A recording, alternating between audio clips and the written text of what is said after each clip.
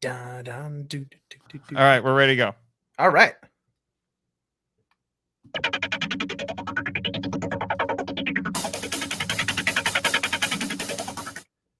Hello, kaiju lovers! Let me get us actually on the screen. I'm sorry. And welcome, Danny DiManna, to the stream here. Hello, hello, hello, hello, and hello. And just for a change of pace, hello. Hello. Anyway. Hello. Thank you. Hello. Thank you. So, well, let's just cut to the chase right now, Danny. We're here to talk about G-Fest. We were supposed to be joined by our mutual friend, Mr. Michael the Cheater Hamilton, but apparently he went disc golfing, frisbee golfing, whatever you want to call it, except he was a caddy. He wasn't even playing. So I guess he's tired. Hey, you ever see caddies are hard workers, man. You know, God forbid the golfers carry their own stuff around. You know? I wonder if we could talk Bill Murray into doing a remake of Caddyshack, but make it frisbee golf and get Michael in it. You know what? I don't know if we could talk him into it, but if we got somebody else to make the movie, he would totally wander onto the set. Oh yeah, he totally just for would. No reason, because and that's just get in it. Yeah, that's what Bill Murray do. He shows up, and people are just like, "What are you going to tell Bill Murray to get out of your movie?" No, you're not going to do that. You're going to let him be in the movie. What are you talking about? No, that's just not. What are we talking about? Whatever. But hopefully we'll get some people to start joining in on the chat. This is going out to YouTube and the Twitters and the Facebook page. So it's going out to a lot of stuff. It looks like we got at least one person there in the chat. I expect snarky remarks in the comments, people. Do not disappoint us. We do want this to be, we do want this to be interactive, particularly if you also went to G-Fest. Bring it on. Oh no, where's mine? Wait, hold on. Gamera versus Megalon. Yes. Let's make it happen. Hang on. Actually, that's a wild matchup. I poke you with my little bug head. I am full of total meat. This is what Megalon sounds like, by the way. This is why they worship him. Of course he sounds like that. Yeah. Hello. I am Megalon. I don't know. I'm a little tired. I'm a little tired. I could tell. Yes. I could tell. Yes, quite. Yeah. Scratch that off your bingo card. Off the list. Off the list. Anyway, so yeah, well, we'll be talking about our adventures at G-Fest. You and I, well, you in particular, you were the panel king this year. I don't think anyone had more panels than you. I might have, like, I don't know that for certain. I don't want to go too far on that, but I think I might have been on like the most. I mean, maybe Kevin Horn. No, Kevin only had 4. I talked with him. Oh, that okay. So maybe I had 4. You had 6, so you are the panel king. And I had 8 last year. So I had 8 last year, and I had 6 last year. So we're both cutting back. we're both cutting back a little bit. I was almost on a 7th one. It didn't end up working out, but 6 is fine, man. And I felt like I was more busy at this G-Fest than I was at the last one. It felt like that a little bit. Yeah. And we'll get into that as we chit chat a little bit. Yeah.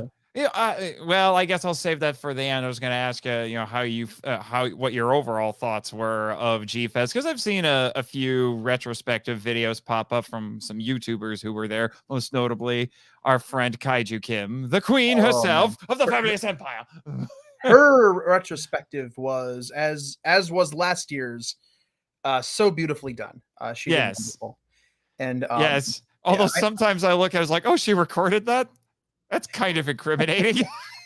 Oh boy, yeah. Well, we all know you. Like, we have enough dirt on you that you could never run for office, Marchand.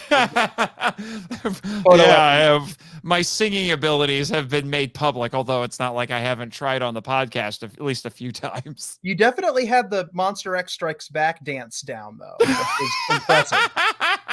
I didn't know she recorded that. I wasn't even 100% sure what I was getting into with that. I was like, wait, man. I kind of remember that, but Kaiju Confessions hasn't happened since 2019. It's been a hot minute.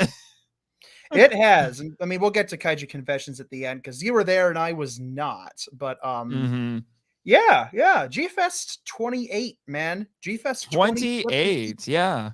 How is I can't believe it's been going on that long. I can't believe this is my what, 12th G-Fest or something ridiculous. Mm-hmm. That's And insane.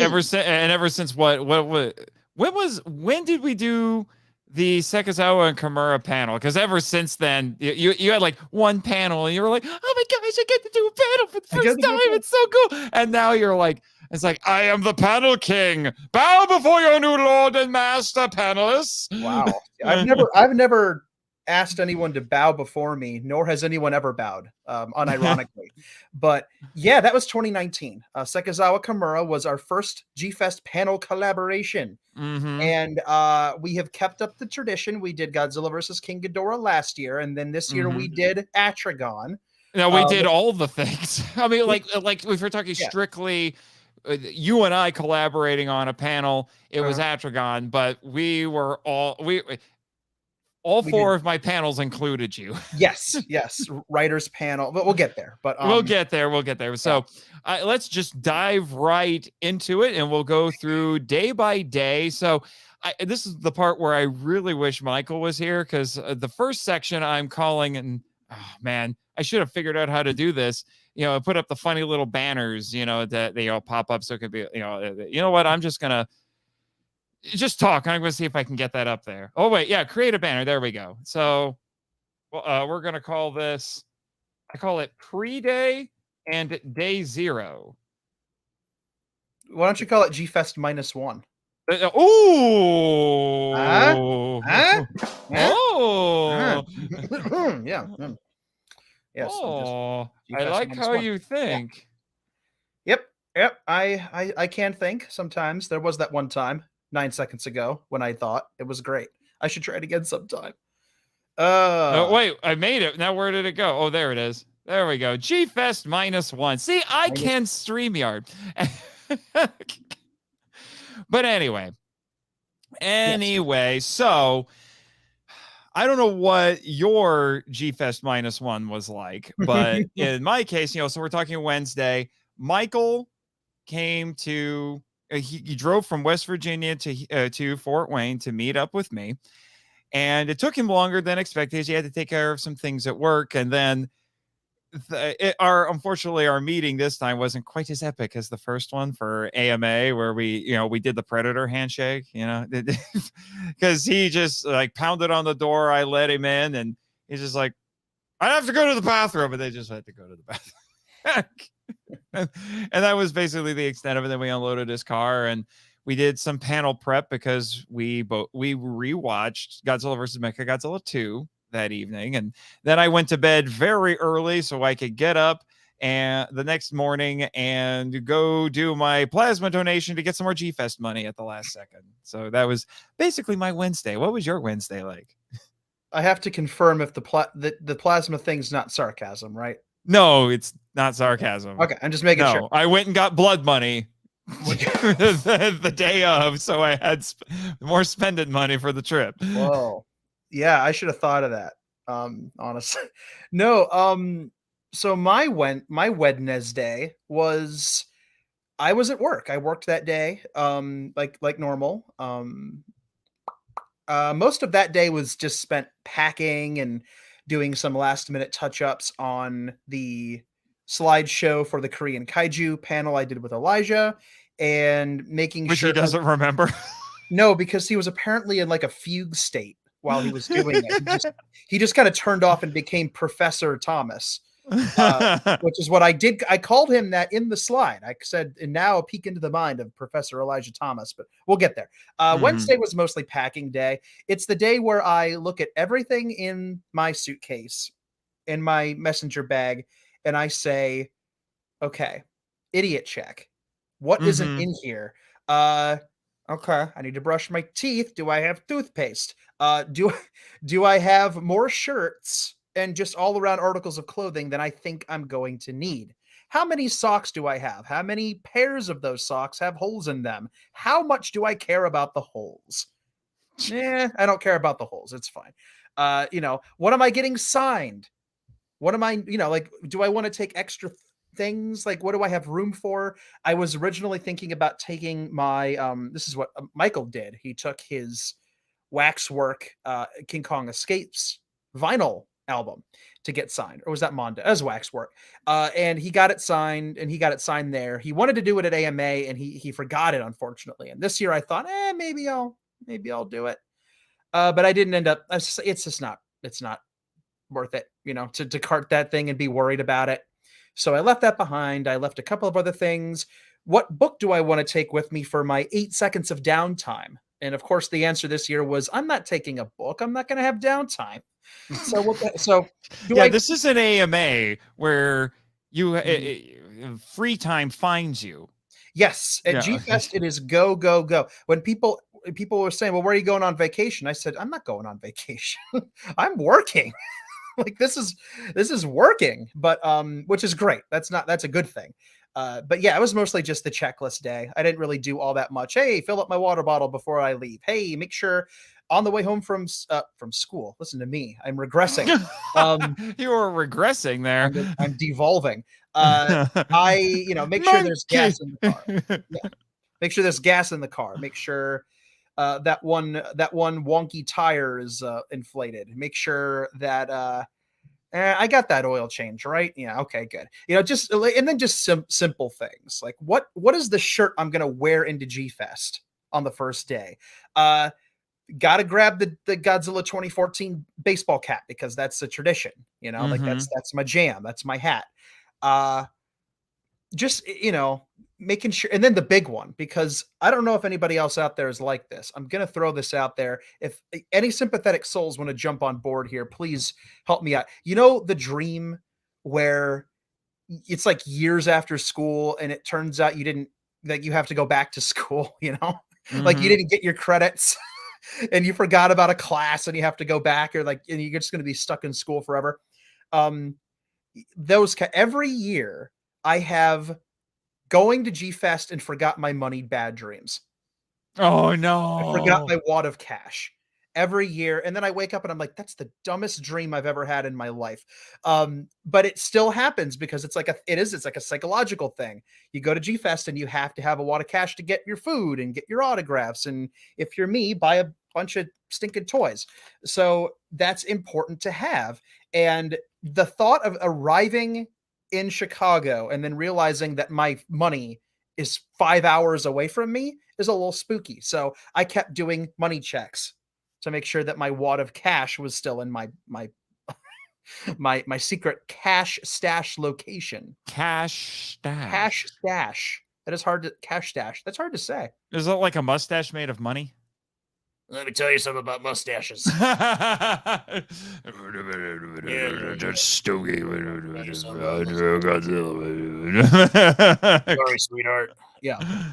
Man, whenever I got things you don't know about Earth. I nailed the Don Fry voice. Yeah. I nailed the Don Fry voice at G-Fest this year because I lost my voice a little bit and I woke up and I had my voice was all low. But like now it's too high. It's not deep enough. But I actually had the deep Don Fry voice and I actually did pretty good. I got the gristle down. I got the depth. And if I tried to do it you just heard it now, it's not deep enough.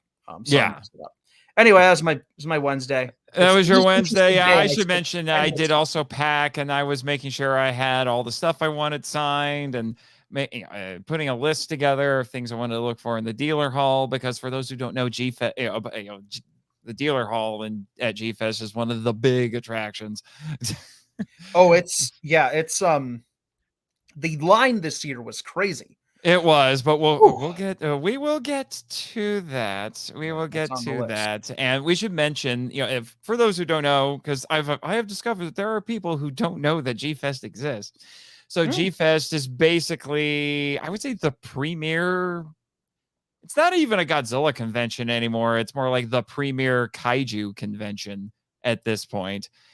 Yeah. It's been around since the mid-90s.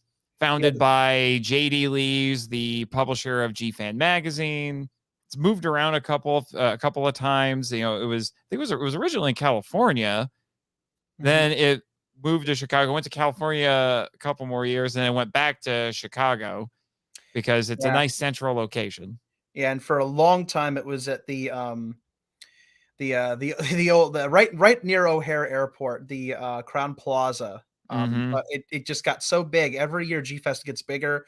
So now And they're it got getting bigger this year too. It was like what, 5,000?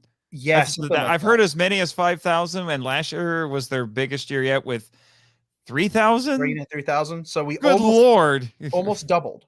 Yeah, they may need to find another hotel or take over several. Yeah, well, we already have they already take over several. I mean, the DoubleTree has blocks filled up. The Crown Plaza, I think, does have some, maybe not this year, but a lot of other nearby hotels do have the G-Fest blocks. And so you got to get in that hotel. And the Hyatt Regency is flipping huge. Yeah, maybe they should just take over more of the Hyatt. They really should, because you could probably fill most of that place with just the G-Fest attendees. The G-Festers? The G festering. Wait, no, that came out wrong. Yeah. Not that. Thank you. Thank you. Yeah. But yeah, it's been going on for a while. This is only its second year at the Hyatt Regency. Mhm. And I think the hotel, aside from it being a little unnavigable if you've never been in there before, is it's a pretty good fit, I think. The Mhm. ballrooms are substantially big enough. They're all located pretty centrally. The Mhm. downstairs area is pretty great Mhm. for all of the other Mhm. events that are going The on. decor in it makes Yeah. you feel like you're in a science fiction film. Dude, They have dilithium crystals hanging from the they do though.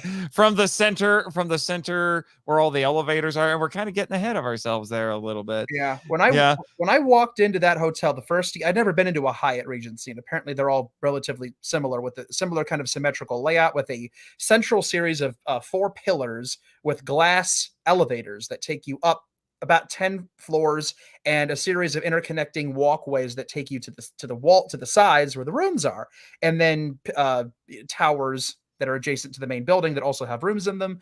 First time I walked in and saw this, all I could think was Forbidden Planet. Yeah. When they go underground and you see all these things going up and down, and I looked at Robert and I said, "This is Krell as hell."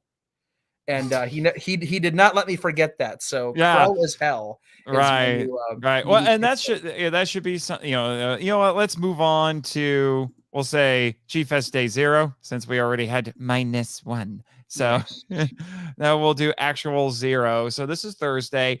It's not the first day of the con. The con starts on Friday, but there's some preliminary events going on the day before for people who come early, which is much appreciated. So Oh, yeah. Michael, my brother Jared, and myself, we piled into Michael's SUV. We stuffed everything in there. I brought my podcast gear. I brought clothes. I brought my laptop. I was over prepared as usual for everything. And it's about 3.5 hours.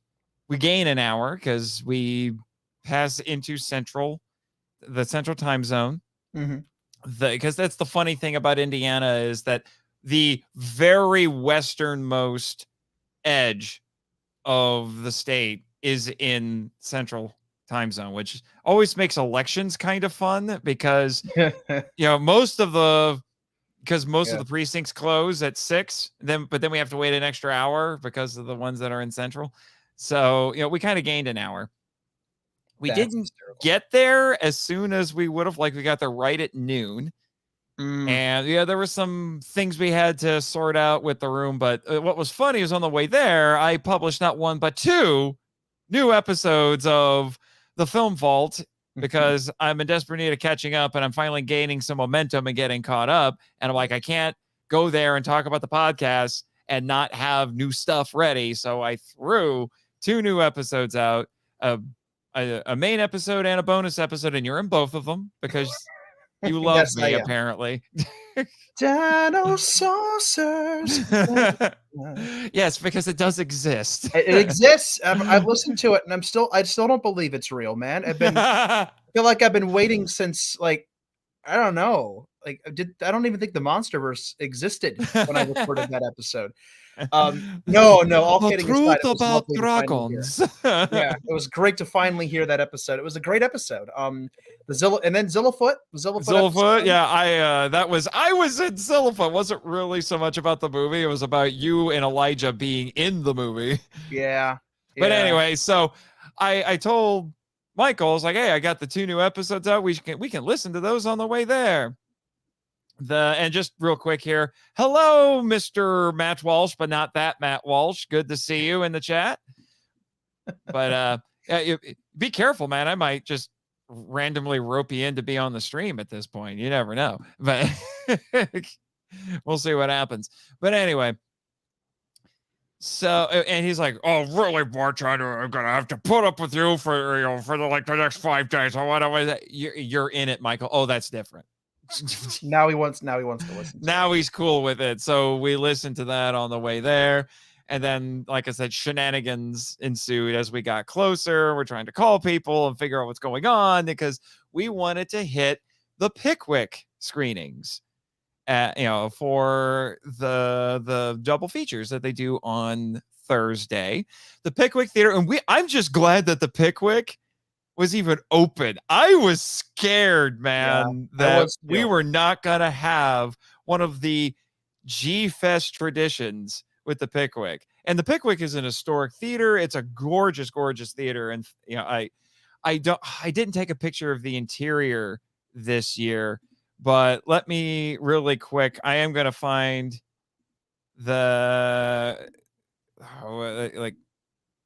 I got a couple pictures of like some of the decorum in there, but not the actual theater itself. So, unfortunately, but it used to be a stage theater. It's gorgeous. And we found out when we got there, we met up with Elijah and Kim and her husband, Roy. And we had to try to take care of some checking in and things like that. And that was a whole to do. Although I did get this really cool picture of Kim apparently being a Game of Thrones here. Let me show you. Yeah, window. Yeah. Check this out. Yeah, there you go. There you go. That's awesome. The queen herself. Queen uponeth her throne. Uponeth her throne. Uponeth her throne. There we go. That's epic. Yep. But unfortunately, the only picture I have from the theater, other than a quick selfie of Jared and I outside, is this is what greets everybody going to the men's room. Yep, that's true. But for some reason, the ladies' room doesn't get anything like that. I'm like, really? You can't be fair. Come on, put, like David down there, like or like like a nice Greek statue. Yeah, something. It's just something, guys. Yeah, come on. It's such a beautiful theater. It really is a beautiful theater, and that's. Yeah. But we found out very quickly that you want to block out about. Let me take this off the stream for now. You want to block out about 10 or 15 minutes to drive there from the hotel, and about 3 hours to find parking. It's true. Because there are other festivals going on in the Park Ridge area where the Pickwick is. So finding parking there is awful. I always try to get into town an hour early. Like, not even kidding. An hour early. If I have to go in and sit in the Pickwick and just take in the beauty of the Pickwick for 45 minutes, I'm fine. Which is why I always leave when I do. Like, I have a pretty on the nose leaving time when it comes to G-Fest, and I was a little bit later this year because I did have to pull over and allow my brother, who came with me this year, he had to go to the Little Manila's room at one point, and so I found a Little Manila's gas station where I deposited him. It was not a great gas station, and I'm like, dude, I don't think I can send you in there. And he goes, no, I'll be fine. It's okay. And so he comes back out, and he sits. He was a changed man. He did not talk the rest of the weekend. I still don't know. I don't know what happened in there. And I don't want to. Things. He saw things. No, it was all good. He was fast. He came back out. We jumped in the car, but it cost us about 10 minutes. And so I got to the Pickwick and park, because I drove around parking. I know how to walk around that area pretty well, and I was gonna say, how did you manage it? I've never had to pay for parking for the G-Fest. Like I've never had to pay a meter. And this year I caved and I found a spot very out of the way behind one of the strip malls, and they had a meter there, and I fed it not enough money. I underestimated. And then Aaron, bless him, had no interest Your in seeing. brother. Yeah, my brother had no interest in seeing the movies. So I was going to take him to the hotel, but we didn't have time. So he got an Uber back in front of the Pickwick, and I went inside and nerded out on the movies. And again, I got there almost exactly on the nose, like 2 minutes before the first double bill was set to start. And I walked in and I was like, okay, because I hadn't checked my messages yet. I'm like, okay, where's Nate? Where are Nate and Michael and Elijah and Kim and all my lovely, lovely friends? Where are these human beings? And so I was wondering where you guys were, but I got in. I found two of my very dearest friends in the world, Allison and Danielle. They're my extended G-Fest family. I've known them since my second ever G-Fest. They are family to me, and so they were in there. And here, I found a picture of the Pickwick just so everybody knows. There what it we're is. talking about Look here. at how gorgeous this is. Kong 33 is what this is. Like there's something I know. This was famously in the introduction, the theme song for Siskel and Ebert. Yes. Yeah. And what show was it last year where they filmed footage of it burning and it scared people because everybody thought it was actually burning down? It was. Well, they were one of those like reproducing the firefighter dramas, like Chicago Fire. Chicago Fire. I think it was Chicago Fire. Yeah, and people flipped out. But we were scared this year because the owners sold it. The owners sold it, but thankfully somebody bought it and they just reopened it. Yeah, they didn't gut it or anything. Apparently, there are plans to do some renovations on the inside that involve ripping out some seats for a mosh pit, which. Because they want to make it a concert hall? They want to try to they want it to be a hybrid so that they can they're going to, from what I heard, the big screen that's in there probably won't stay there. They will have a temporary screen that can be removed so they can use the stage. And I think maybe that's different now, but they definitely are thinking about ripping out some of those beautiful antique seats. A lot of the seats in there are newer, the back seats, but I think some of them are antique. I don't know. Yeah, you know what? Don't quote me on that. I don't know, but they are thinking about ripping out some seats. I could not imagine a mosh pit area in this beautiful antique movie palace. Seems wrong to do. It does seem wrong. It really does. But anyway, so there were two double features. Here at this theater, and last year was nothing but Godzilla movies. This year, mostly Godzilla movies. Yeah, it's G-Fest. What are you gonna do? It's G-Fest, but in years past they wouldn't be all Godzilla movies. But I got to check off, even though I got there a little bit late for a couple of them, I still got to check off a couple more Japanese Godzilla films off my list to say I've seen them in a theater. So the first double feature was Destroy All Monsters and Godzilla 98, because the organizers of G-Fest typically tailor the Pickwick screenings for either guests or film anniversaries. So I guess let's see, 1968. So yeah, it's the 55th anniversary of Destroy All Monsters, and it's the 25th for Godzilla 98, which is just wild to think about. That doesn't make a lick of sense to my brain. Yep. Oh, look. Oh, speaking of the queen herself. Hey, there she is. There she is. Sorry, loyal subjects. Yeah. Sorry, we missed you on Matt's stream.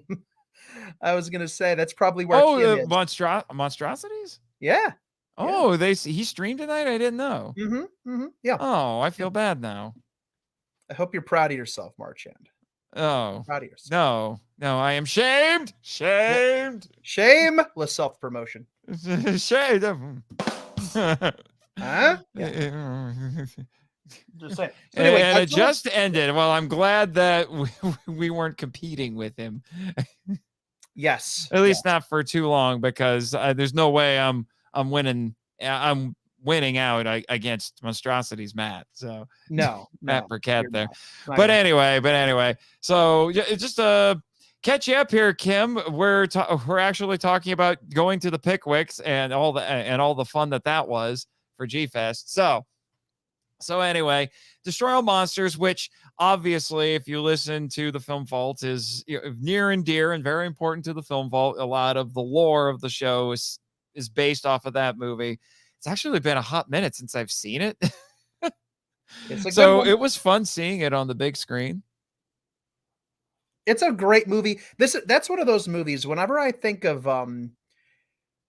Godzilla movies that were tailor-made for the big screen, I think of Ghidorah the Three-Headed Monster, and I think of Destroy All Monsters, particularly the Fuji fight at the end, because that sequence was engineered from the ground up to be seen on a theater screen.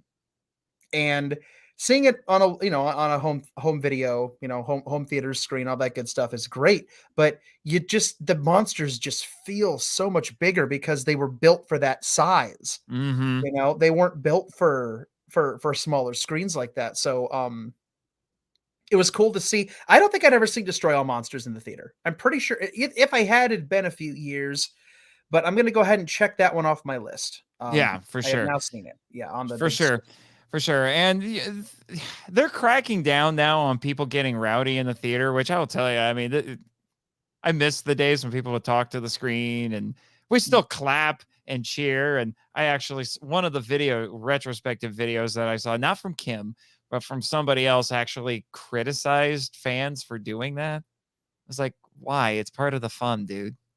Let us have our fun. We know it's coming, so we're going to cheer for it before we know it's coming. Oh, before it comes. It's just how this works. You don't go to a G-Fest screening to see the movie for the first time necessarily, although that's happened to me a couple of times. You go there for the experience of seeing it with a room full of fans. That's the whole point. Now I'm trying to think if there are any G-Fest movies I've seen at the Pickwick that were the first time I'd seen that film. Oh, I don't know. I legitimately don't know. I'm gonna have to look back at the list. I saw Dinosaurus for the first time. Dinosaurus. I went into it not knowing what I was getting myself into, and it was glorious. But anyway, Dinosaurus is a masterpiece. I don't care what anyone says. It's got a caveman in it that rides a dinosaur, and that makes it a masterpiece. Oh, according to Kim says it was her second time seeing it, Destroy All Monsters in a theater. That's interesting.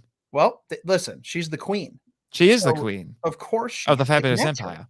That's what she needs. I think she needs to change. That needs to be the official name of her fan base now. Is the Fabulous Empire? The Fabulous Empire. You can change her Facebook group from K-Force Lounge to the Fabulous Empire. It'll be great. K-Force is so good, man. It is. It is really good. But I do like. I don't know. K-Force and the Fabulous Empire. It sounds like a band. But so. Sounds like a great band. It sounds like an amazing band, but yeah. So the usual things that I expected from a Destroy All Monster screening were there. I did feel like there were some points where I felt like some people were kind of laughing at inappropriate times, and but it comes with the territory. Sometimes it kind of comes with the territory. Sometimes it's worse. This time was not that bad for like Destroy All Monsters specifically. There were a couple of giggles in places where I don't think, why are you laughing? That happens almost every time. Like I've had over the years, for a while at least developed kind of a love-hate relationship with the Pickwick screenings, because sometimes you would get those moments of, bro, like, why are you let me watch the movie, like stuff, or like, why are you laughing at this? Like, what do you do? Like that. And it didn't make me mad. That would be a very stupid thing for me to get mad about. But my interpretation of that is that in years past, there was there were more general audiences buying tickets for that. Not more in comparison to the G-Fest attendees, but you get a mixture. G-Fest attendees, like these two people. Yeah, and I was going to say, I was digging through it. This is that selfie I was talking about. Yeah. This is us right in front of my brother and I, right in front of the box office. I like your Dana Carvey impression. Very, very, I dig it. I dig it. It's haunting, actually. A little. Yeah. This was for the the second set of double features later in the evening, which we'll get to. I just wanted to show that off. I love the old-fashioned box office that they still, and someone is Oh, actually still in there, and so good. and you can buy tickets from there. It's not just a facade, but It's a we should functional box office. yeah, we should definitely talk about. Well, okay. I want to bring this up because he was, he's watching the stream right now. But Mr. Walsh met up with us there, and what was funny is I met him for the first time last year at the Pickwick, and he recognized. We were standing in line to go to the men's room because you have to go downstairs. It's the staircase that goes downstairs, which is actually kind of cool. And so we're standing in line, and he recognizes me because he listened to the podcast, but he recognized my voice. He's like, "Wait, are you Nathan March?" I'm like, "Yes, I am, sir." And then he did the same thing this year that he did last year, which is he bought me popcorn for the movie, which was just very cool of him. Well, he's a very cool person. Yes, he is. Yes, yeah, he's an incredibly cool person. An incredibly cool person. I mean, you should see the amount of money he threw at me. I mean, he's extremely generous. But anyway, I definitely want to talk about the Godzilla 98 screening. And the Godzilla 98 screening is really funny for me. Oh, look at him. Oh, I wish I should get my, can't see it very well. Here we go. I got my big boy up there. Where did I put it? Oh, here it is. Yeah. I also got the koosh ball. Oh my gosh, I forgot that was a thing. They made oh my gosh, I kind of want one now. They made so many products for that movie. Yeah. I had to get a couple of things because it was the 25th anniversary, and I have a pretty substantial collection of curios from the 98 film, but for some reason the koosh ball has always evaded me, and I decided enough of that nonsense. This is the year I get it. Godzilla 1998 koosh ball, because that's how my brain do. Honestly, I mean, and this is it's hard to see because of how white it is, but this is the YMSF blank print. There were supposed to be a couple of unique colorways. Unfortunately, the Tempting Toys crew ran into a slight hiccup in getting them. But I got this blank. They had a handful of blanks there. Look at how beautiful this sculpt is. It is a really nice sculpt. Lovely. And it really goes to show how good the sculpts on the 98 products from 98 actually were, because the sculpt on this is really good too. For what it is, it's like one of those things. What do the kids say these days? They didn't have to go that hard, but they did. And they did. They did. So they screened Godzilla 98, which I thought was an interesting choice. Like I said, it's significant for me because this was the second time in my life I saw this movie in a Pickwick theater. Because in Indiana, where I grew up, in Syracuse, Indiana, they too have an old-timey theater, much smaller, obviously, called the Pickwick. And that's where I saw Godzilla 98 when it first ran in theaters.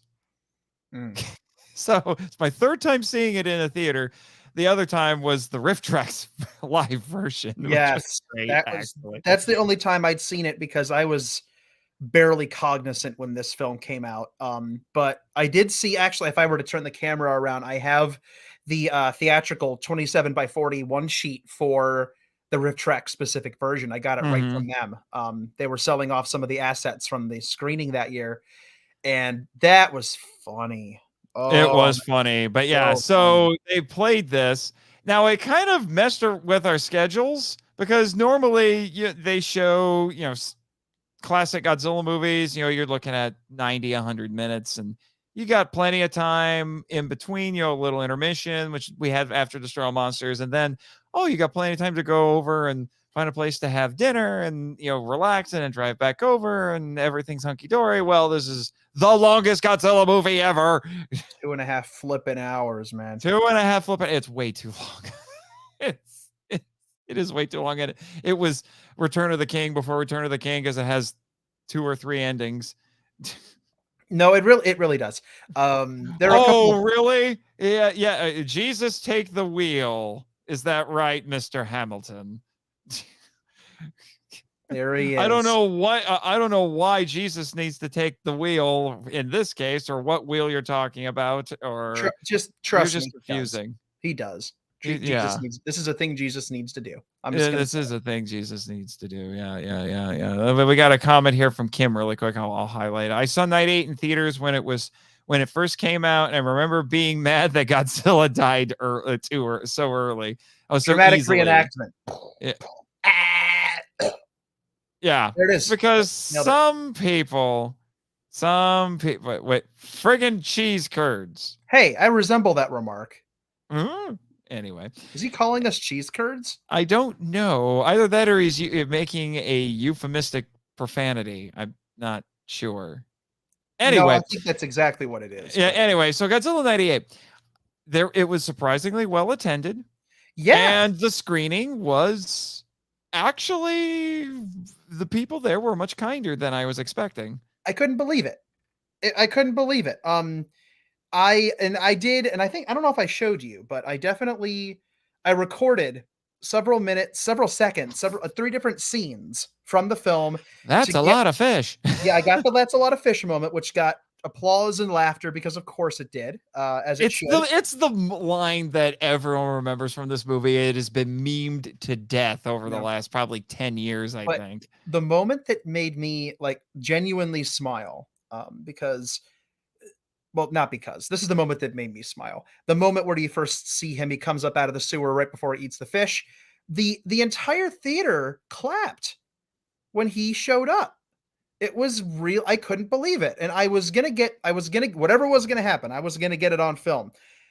And to my it was really nice to see that, because he showed up and people, woo, they cheered. There was some clapping, and it felt like it felt like catharsis. Say what you will about this movie. Many people have. It's the same 5 or 6 talking points ad nauseum for 25 years. But and I said this on Kim's stream. You don't have to like that movie, and most people don't. But holding on to legitimate hatred, and I'm talking like actual hatred for a movie, is not healthy. No, it's not. You don't ever have to watch it again, but don't. No, you don't spend have your life to. hating a movie. It's just a movie, right? It's, right. I'll unpack that because it will eventually be covered on the Film Vault.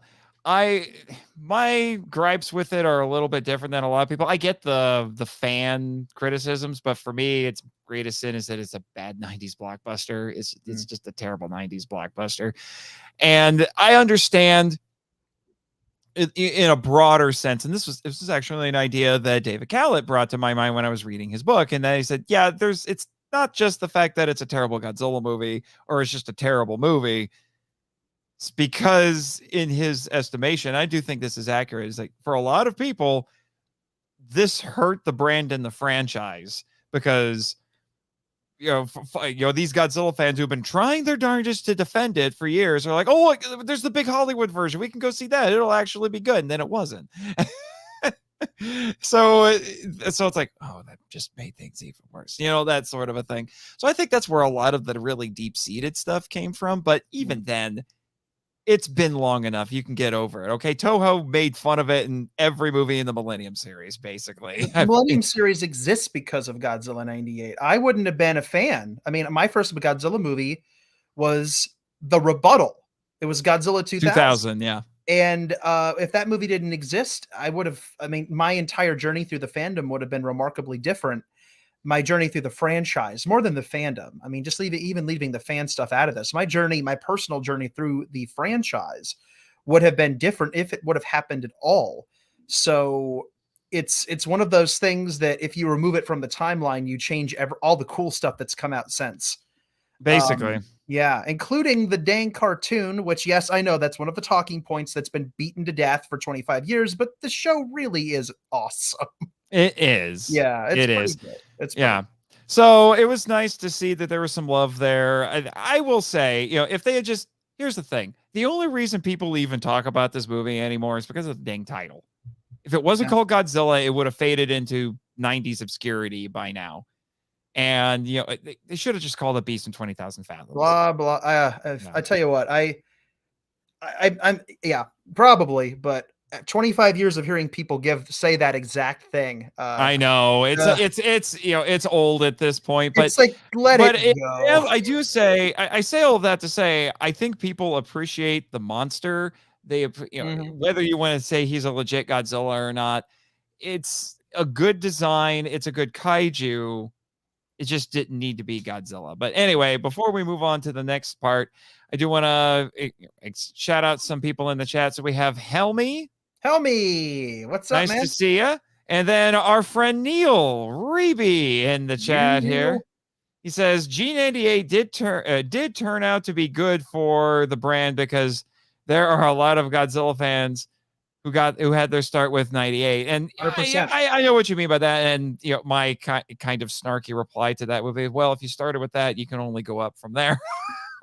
I took about an 11-second video of people cheering for Godzilla's first appearance in that film in the theater, and I threw it up on Twitter yesterday. It's at about 1,000 likes now. Yes, And it is. It's going viral for you there. That's it's it's bonkers. yeah, and I've gotten a nice even mixture of people. A lot of people that jumped in and said, "This is my first one, and I wouldn't be a fan without it, and seeing this really brightened my day," which is why I put it up. And then the other half are jerks that used words basically.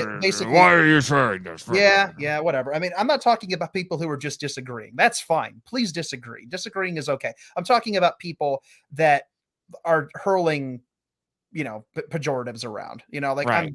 I'm talking about that. Don't do that. So I'm actually Right. considering turning the comments off on that post because I'm tired of seeing it. But for all the nice comments it's gotten, it's been worth it. And it is fascinating to see how the concentrated hatred that supposedly exists for this movie, where it's apparently everybody hates it, that's so not true.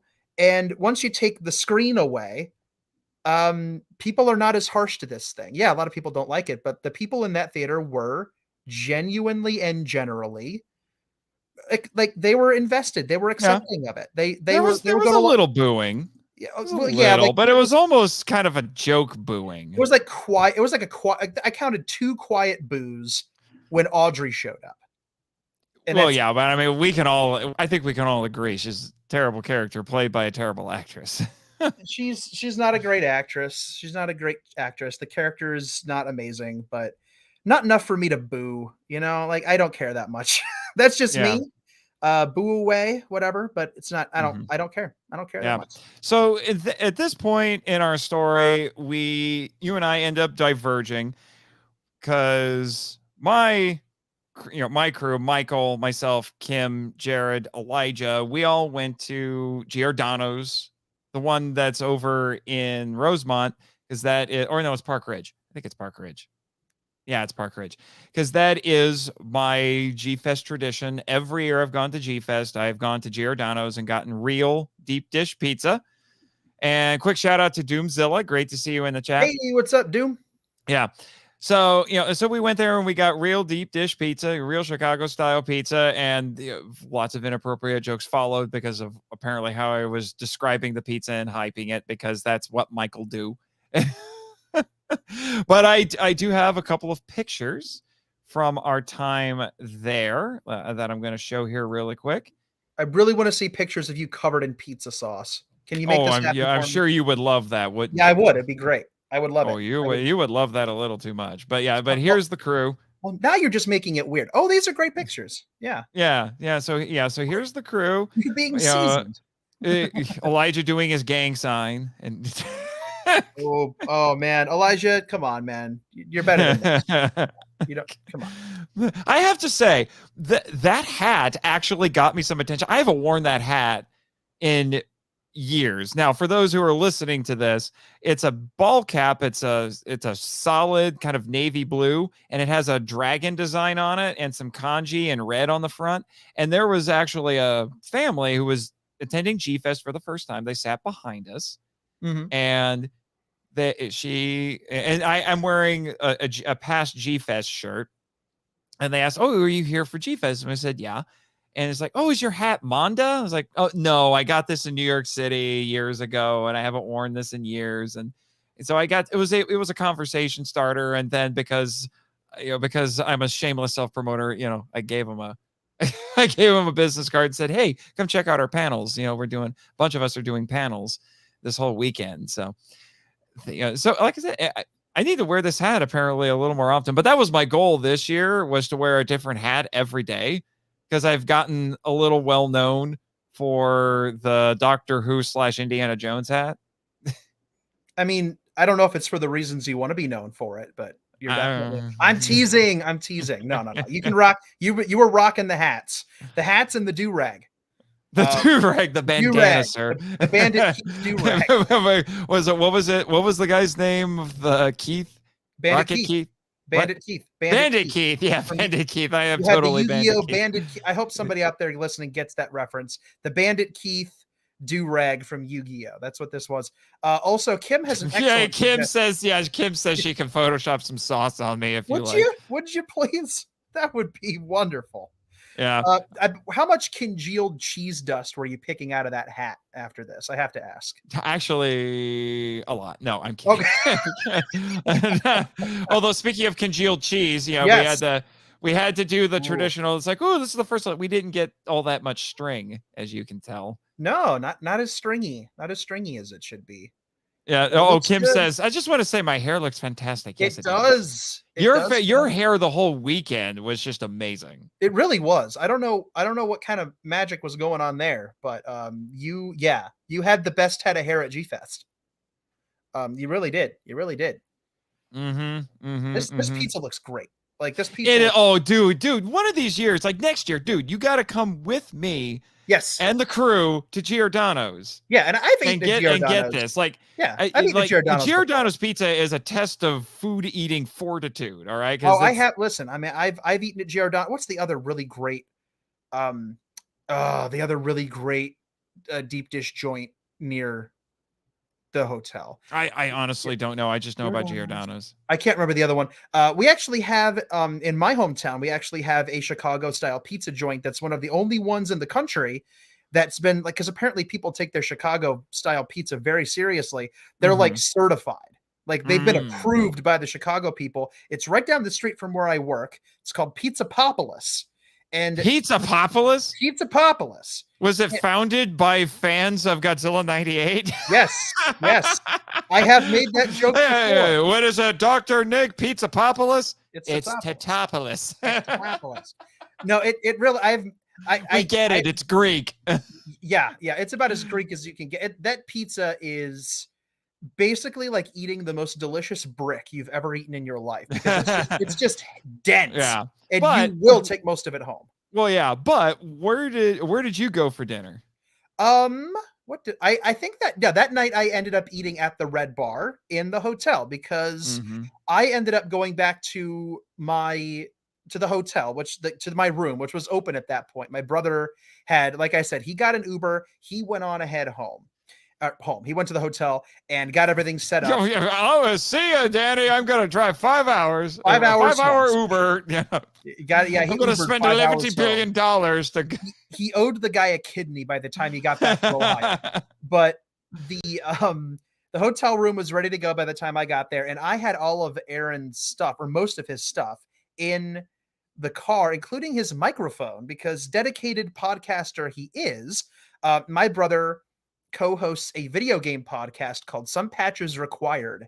If you like video games and the video game industry, and more specifically some of the weird stuff and the issues that happen in the video game industry, I'm not just recommending this because my brother hosts it. He and his co-host Zach do a great show.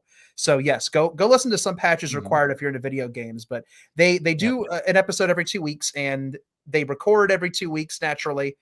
And it just so happened that the recording fell on the Sunday he was out of town. So he brought his microphone and his mic stand and all his equipment so he could set it up. So I know that feeling. Yeah. Yes. But just to answer a quick question from Doomzilla, how much? This was, I think, a little over $30, the one that you're looking at. Dang, it's like $5 a slice. Basically 5, 10, 15, 20, 25. Nope, never mind. It's less than that. It's like $3, whatever. Yeah. So it's pricey, but it's higher end pizza. And look at all the stuff that's in there. My good Lord, man. No, this is like I can feel my ventricles slamming shut looking at Right. this Well, pizza. and what's funny is that if you come visit me in Fort Wayne, because you got to make a Planet of the Apes pilgrimage, I obviously. do. I have to There is fulfill actually a Giordano's that just opened here in Fort Wayne. Nice. Nice. You told me that, I think 17 times over I'm the sure weekend. I did. No. Anyway. I will come and I will eat Giordano's with you in where the heck do you live again? Hang on. I'll think of it. Oh, I forgot. Yeah. Okay. It's not But I'll think and then just because I want to show it off a little bit, so you just went and spent the evening in the hotel then? Yes, I owed my dear friends Allison and Danielle a get back together meeting and dinner. So we all sat down and caught Yeah, up a because little bit. neither one of them were at G-Fest last year. Or no, They were at Danielle G-Fest. was. Excuse me. No, they were at G-Fest last year, Okay. but a lot has happened in their lives and in my life since. I Mhm. mean, I've had a very tumultuous year since the last G-Fest without getting too personal. So they wanted to check up on me. I wanted to make sure they were doing okay. But we met up at the Red Bar. I ended up eating at the Red Bar like 3 times over the weekend. It was Oh, it was that's a very popular spot. it was good. In the It was I mean, high there end, were yeah. like 9 restaurants in that hotel. So Yeah, it was yeah, it felt like it. yeah, it really Yeah, did. but and I want to show this off because here's what's funny. I think within a week of G Fest, I'm watching a YouTube video and I get a Rosemont tourism ad that pops up on a YouTube video, and one of the things they show off is this: Hey, the Rosemont Water Tower. the Rosemont Water Tower, that was taken from the parking lot of Giordano's, so it's right there. It's right there. Yeah, I love that. That's how I always know G-Fest is about to happen, right? It's a landmark. Yeah, it really is. It really is. So you spent the evening back at the hotel.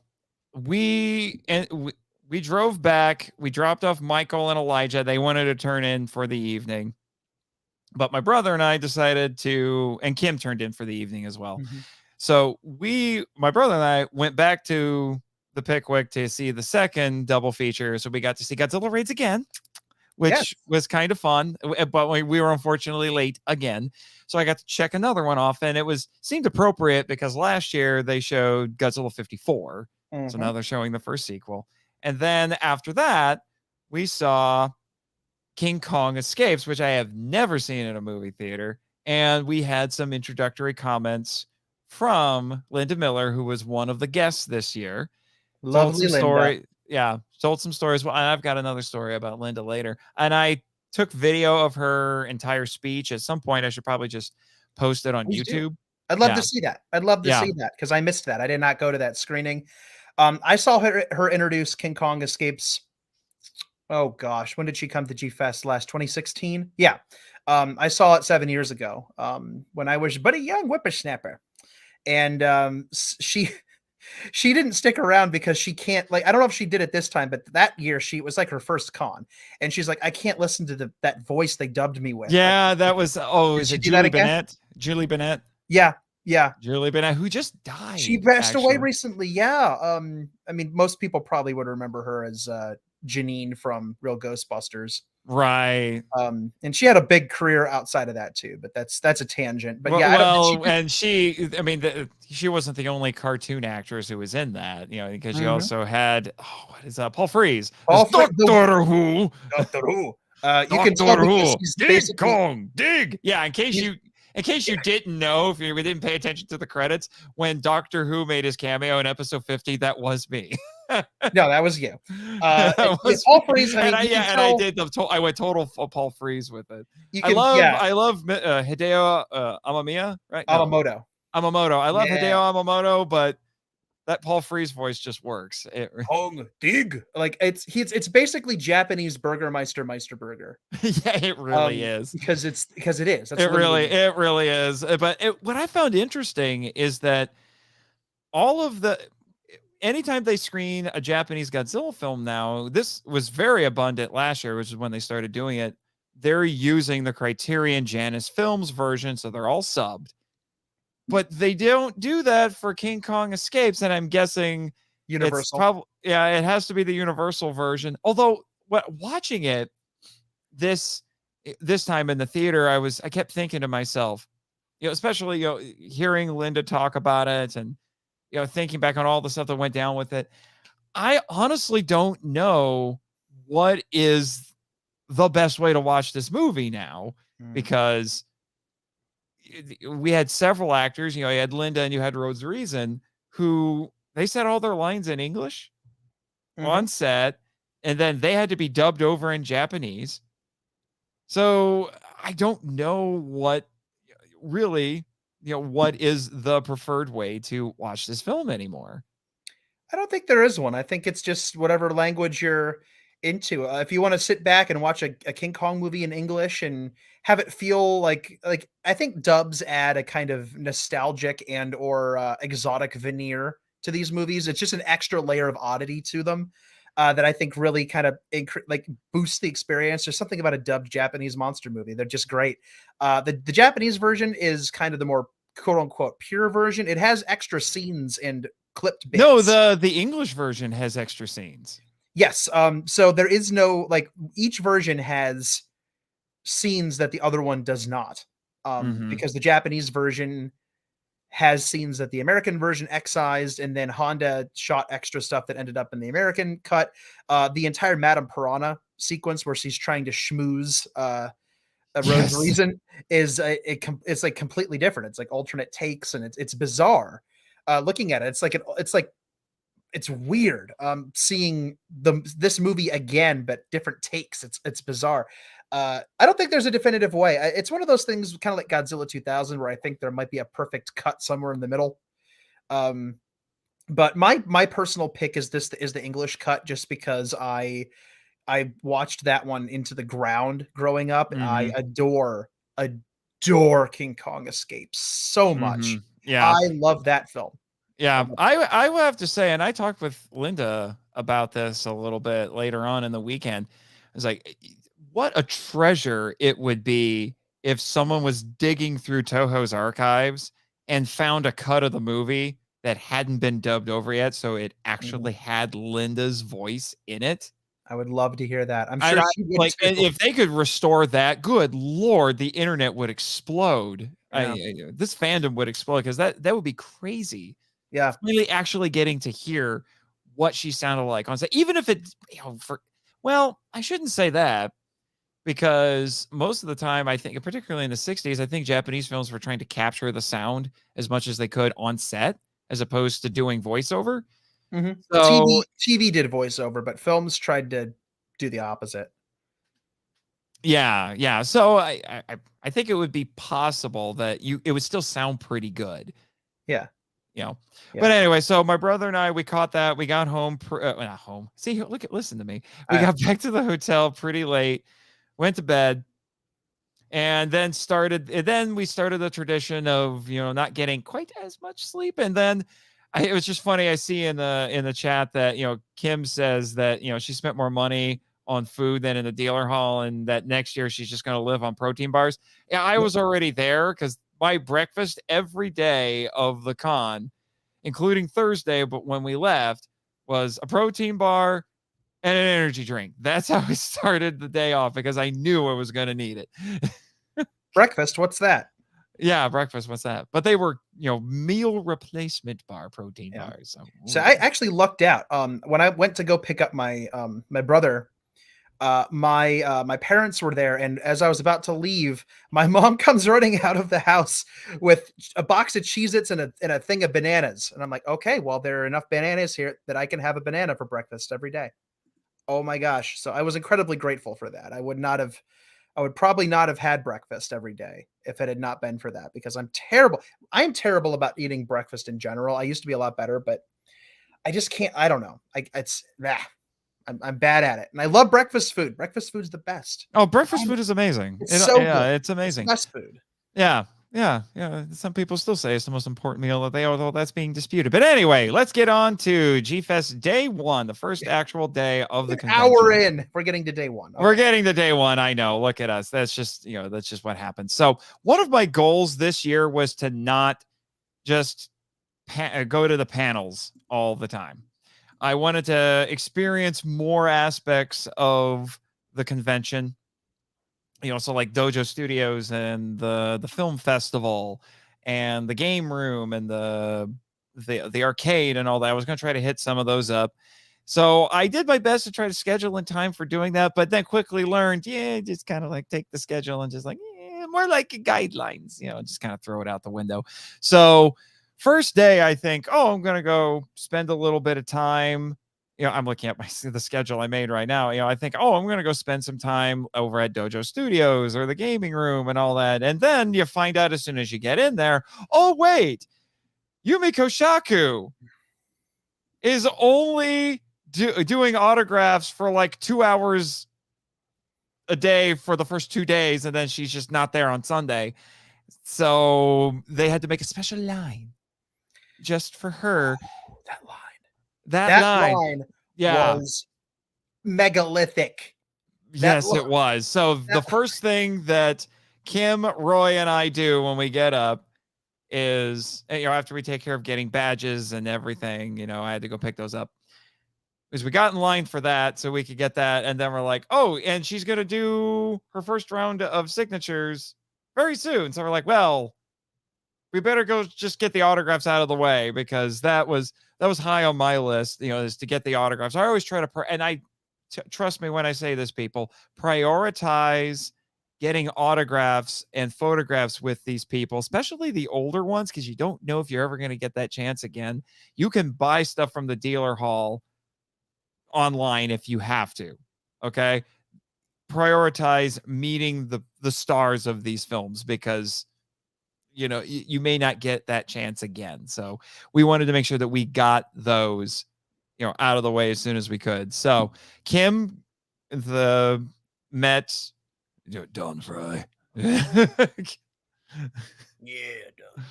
Don Fry, Stogie, Godzilla. And I went to go see Elijah's new favorite person, TJ Storm. We can't do that story credit. I know we can't. He has to tell that story. He's probably recording 10 episodes about it right now, because the kid's a machine at this point. Yeah. He's gonna burn out at age 12. Yeah. Oh yeah. Yeah. Like next year. Yeah. Next year. Yeah. Mm-hmm. Yeah. Yeah. So I have Don Fry was lower on my list because I did all of that a few years ago when he came. It was great seeing him here this year, because he was supposed to be here last year, but he had a health scare. Yeah, he did. Or either that, or maybe he just made that up, because we all know he's invincible. He's just like, I don't feel like coming. Yeah. Thankfully, he got into he had too much of a bender the night before he was supposed to leave, and he's like, yeah, they won't let me drive down there. My my liver exploded. Yeah, and I'm still regrowing it. Thank God, my mustache has self-regenerative properties. Should be growing my liver back here real quick. Yeah. So we didn't get we didn't see him last year. He's here this year. So she took care of that. And I went to go see TJ Storm, and I confirmed. I can't speak for Kim with her experience with Don Fry. I will let her do that. But I can say that I can confirm, because I wrote an article for Kaiju Ramen about all of the Godzilla suit actors. And I did include TJ Storm, because he counts. Mocap counts. It counts. It's a performance. He wears a suit and he acts. It counts. Come on. Nakajima would totally be into mocap now. He's like, I don't have to lug around a 200-pound rubber suit. Sign me up. It's true. Yeah. But anyway, so I had read online when I was doing research for that article that he was born in my hometown of Fort Wayne, Indiana, and then moved to Hawaii when he was a kid. And that's where he grew up. So I'm like, I'm going to actually ask him this. And he confirmed, yes, he was in fact born in Fort Wayne and moved to Hawaii when he was 6 years old. And we bonded over that. I said, I'm from Fort Wayne. And he's like, I never meet anybody from Fort Wayne. Weird, because I feel like I only meet people from Fort Wayne. I don't know what TJ's up to, but that is. You just keep meeting the same guy from Fort Wayne all the time. That's probably what I'm thinking. Yeah. That it feels like he is the entire population of Fort Wayne. All the alternate personalities. What is this from Kim here?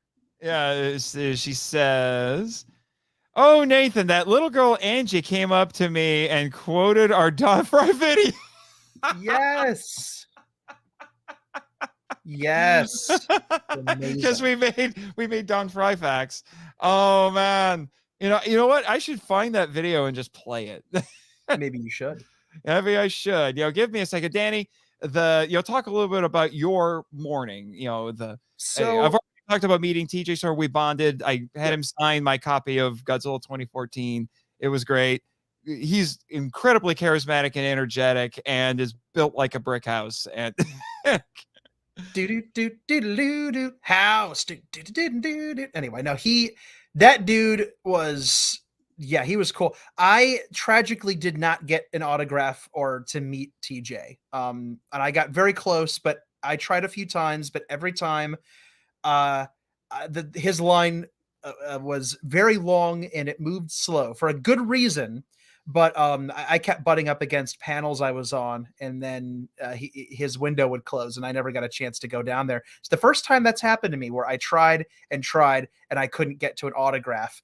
But there's a good reason for it, and that is because TJ quote unquote suffers, heavy air quotes here, from he suffers from JDF syndrome. He takes time to talk to, and I mean talk to, and engage with, and have conversations with, and make special moments for every person that came to his table. I watched, he would take 3-4 minutes for one group, and thankfully nobody in there. I mean, yeah, I missed out, but like I'm more happy to see that, because I could tell he was getting a lot out of it too. And thankfully, the amazing organizers at G-Fest, who have to shepherd these giant lines and make sure everybody's on their best behavior and they have their stuff ready and to make sure the line goes. They didn't, as far as I could tell, they didn't stop him from doing this. They just let him do his thing. He posed, took multiple pictures with people, and had chats with them, and just all this stuff. Very Jason David Frank, because Yeah.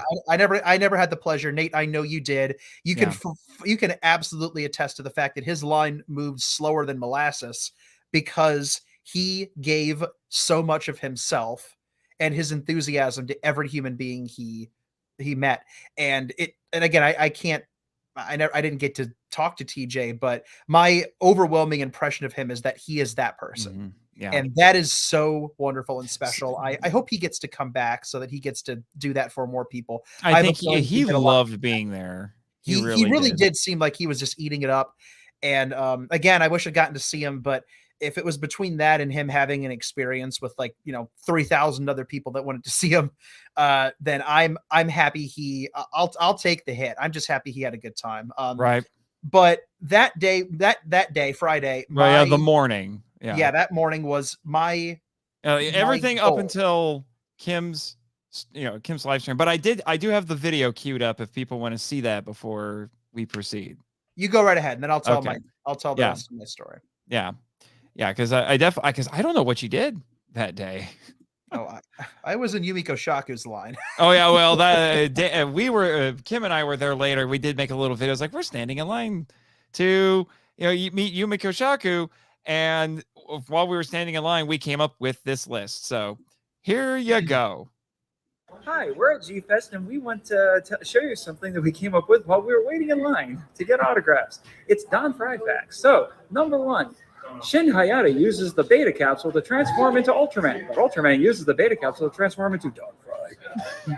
Don Fry's mustache always travels first class. Don Fry shaves with a katana, but his mustache says no. Don Fry can arm wrestle Godzilla and win. I love it. I love it. She breaks. Dark and long-haired monster was played by Don Fry's mustache. Don Fry will hit a woman and everyone else. The Japanese word kaiju loosely translates as Don Fry. Calling bows to no one except Don Fry. The world is in ruins and the war is over because Don Fry.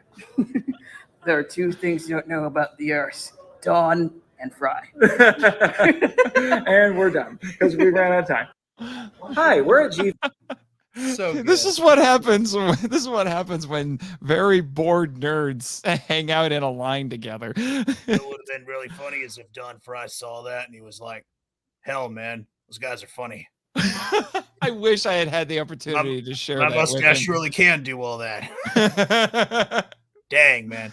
I hope he comes back next year for He'll- the he 20th likes- anniversary He likes to show up of to Final G-Fest Wars. because Yeah. he just kind of, I mean, people, he'll just sit there and have drinks with people, you know. Yeah, I he have did. a lot of drinking buddies at G-Fest, and they if they haven't had a drink with Don Fry, their goal is to. I'm not a drinker, so I will Yeah, probably it never is have- now my goal next year. If Don Fry comes to G-Fest again next year, I'm having a drink with him.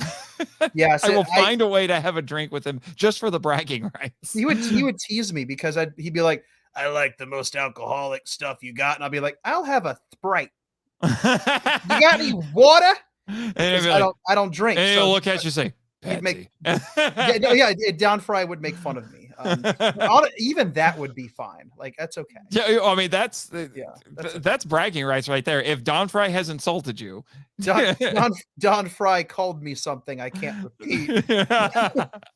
I would make that T-shirt. I would totally make that T-shirt. Don Fry called me something I can't repeat. That's Don Fry has a nickname for me. I can't repeat it here, but trust me, I'll never forget. Yeah. But anyway, so Yumi Koshaku. So I was in that line. That is what I was doing. Now, especially for Kim and I, because we're like, okay, we're gonna have to. We got the fastest lunch ever, and didn't meet any celebrities this time because last year we met Tomo Kawai by accident and had lunch with her. It was hilarious. But we got the fastest lunch ever. Got back in line because Roy is a trooper and saved us a spot. Roy is awesome. Yeah, Roy and is- thankfully. dude. I mean, we had to stand there for an hour and then we came up with the Don Fry facts, but we were able to get through the line relatively quickly. Our time with Yumiko was very quick because they were trying to move through the line fast. She was only signing for 2 hours because she started at 1 o'clock and our first panel of the weekend was at 2. So we're like, we have to get this done early. Yeah, that is what I did because I got in the line and I got my ticket for Shaku-san to sign something. Now, right after that, because I spent a lot of the time actually I spent chatting with people because I feel I moved about, I don't know, 5 feet before multiple people spotted my GNP shirt, and I ended up in like an hour-long conversation with readers who stopped me and had suggestions for me and had ideas, and they wanted to hear what I was. It was so wonderful. So I spent a lot of time just talking with people that day after Mishaku's line, like after I got through it. And so, yeah, like I talked to people. People tracked me down. They said, "Hey, I love what you do," and I'm sitting there like, "Oh my god!" So it was really sweet. So I was doing that, and then the dealer's room line started to move. So I snuck into the back of it. And oh, good Lord, the dealer hall line went on for days. So I was talking with people while the dealer's line was going because people will sit there and wait in that line, and I'm a collector, but I can't, like, I think I've waited in that line maybe twice at G-Fest because there's just no point. The dealer's room ain't going anywhere. I don't need to be one of the first people in there. I was one of the first people in there once because a few years ago, somebody was kind enough they were like, I don't know, 15 people in at the front of the line. They'd been there forever and they were like, "Dan, come over." So they let me in. But this year I waited because it's just not worth it for me to sit there for hours because the room is going to be there. It's fine. It's not going anywhere. But I went in there. I brought my DVD of Against Mechagodzilla with the intent of having that be what was signed. But in the back of my head, I kept thinking, if I can get into the dealer's room, I have the ticket. If I can get into the dealer's room and I can find a Mechagodzilla poster, like an actual poster, I would get that side. What I really wanted to do was I wanted to find the one sheet where she's right in the middle. You know, the one. So I could, there was nothing in the front chunk. So I went to when I got into the dealer's room, I went to the very back and I found a stack of posters. They had Heisei and Millennium stuff. And I thought, there's no way it's going to be that easy, right? Sure enough, I got about 2/3 of the way through the stack, turned it around. Beautiful, like, I don't know, 21 or 22 inch by 29 inch theatrical poster for Mechagodzilla. And it's the same art that's on the DVD, where they're rendered in CG. And there's no Akane in the middle. I couldn't find one of those, but it didn't matter because it was there. It was very reasonably priced. Bought it. And I thought, okay, that is what I'm going to get signed. So I rolled it up. And at this point, it's about 1:00, and I was heading out of the dealer's room. I ran into Elijah. He and I are hardcore VHS collectors. Me, because for similar reasons, but mine is also tinted with nostalgia because that's how I saw a lot of these movies first, was on tape.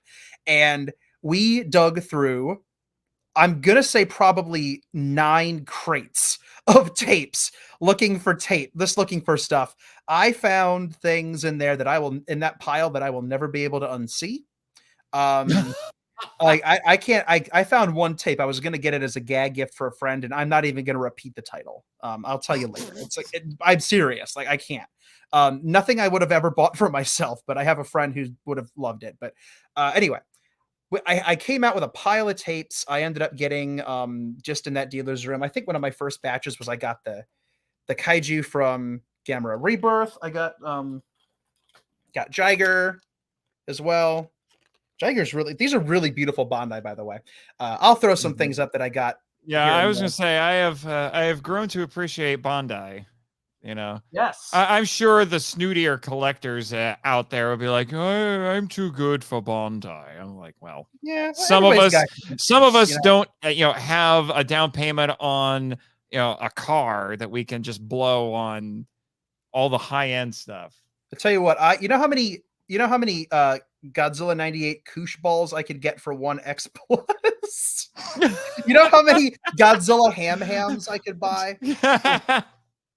I love you could buy enough Koosh balls to give to all of your friends for about 5 birthdays. Anyway, so you were standing in line for Yumiko Shaku. I finally got out of the dealer's room after digging through some stuff. I've got, again, these are all very reasonably priced little knickknacks. And I got out of the dealer's room. I got my poster. I went down to the Yumiko Shaku line, and I got into it. And I mean, it was long, but it wasn't as long as the ticket line, because the ticket line, they cut off at a certain point. They were only selling 100 a day. So it was like they ended up having more at the end, and I have a sneaking suspicion they sold. And 2 sessions. Yeah, I think they sold more than 200. Yeah, I think she was a big get this year for G-Fest because, correct me if I'm wrong, I don't think she's done very many cons, if any. She does not do public appearances. She does not do public appearances, which is kind of interesting because she's an actress. She was a model. I remember when the movie came out and they were like, oh yeah, check her out. And I would find pictures like, oh, she did swimsuit modeling. Oh my. And she was a Guaverna model. So she, but now I know she's married. She has some kids. And so she's very busy. And I think weirdly enough, what got her here was not the Godzilla stuff, even though she's talked a lot about the Godzilla stuff, but it was because of her new movie, Ike Boys. Yes, the director. Because the director got her there. And so her appearance at G-Fest this year had less to do with the convention itself as a special guest and more to do with the fact that it was kind of part of her promotional deal for Ike Boys was to do this G-Fest thing. So she was only there. She did 2 panels. She did her big main panel, which I missed. We both missed because we were doing the writers panel at the time, but it is on YouTube. Greg Noneman, my man, you rock for filming that panel. So I've got about halfway through it. I haven't finished it yet, but got down there, and at this point it's a race against time because our Mechagodzilla 2 panel is coming up with Kim. With Kim. It's Kim's panel. We were just on it. No, it was 100% Kim's panel, and we were really I felt great. That we got asked to do that. That was really special. It was, yeah. Well, we'll get there in a second. We've made jokes on numerous occasions that Kim doesn't have her own children because she has us. No, she has to parent us enough. She has to parent. But she's like the mom in our group at this point. She is. You know how like in some Super Sentai Power Ranger teams they only have one girl and the girl is like keeping all the boys in line because she's just like basically being the mom. That's Kim at this point. Yeah, if only there was a Power Ranger team with somebody named Kim on it. That would be hilarious. There is a Daniel. There is a Daniel. Force. I had to wait all the way to Beast Morphers to get a Power Ranger with name affinity. You got there. You got there eventually. Eventually. Yeah. So Shaku-san they moved that line through fast. I mean, I couldn't have been next to her for more than 30 seconds. But even though it was fast, you didn't really get to interact with her. She wasn't doing physical contact with people. They made sure to say that. Yes. But it was quality. It was definitely quality time because they had a replica of the Kiryu suit there that you could pose with, so you got the full experience, even though it was fast. Yeah, it was very fast, but it was 110% worth it because she was so incredibly sweet. She could not have been sweeter. That is a long line of people. That has to be overwhelming for somebody who doesn't do public appearances, and you're in another country, and you're jet lagged, and all this stuff. That's why I always talk about how amazing it is that these people come to see us, especially when they're older. This does not count for Shaka-san, but I'm talking about somebody who's in their 70s or 80s. All these people jet lagged. That's crazy that they do that, but that goes for any guest. And so the fact that she did this for us, I don't think she was expecting it. It's always nice to see the guests kind of discovering what G-Fest is if they've never been there before.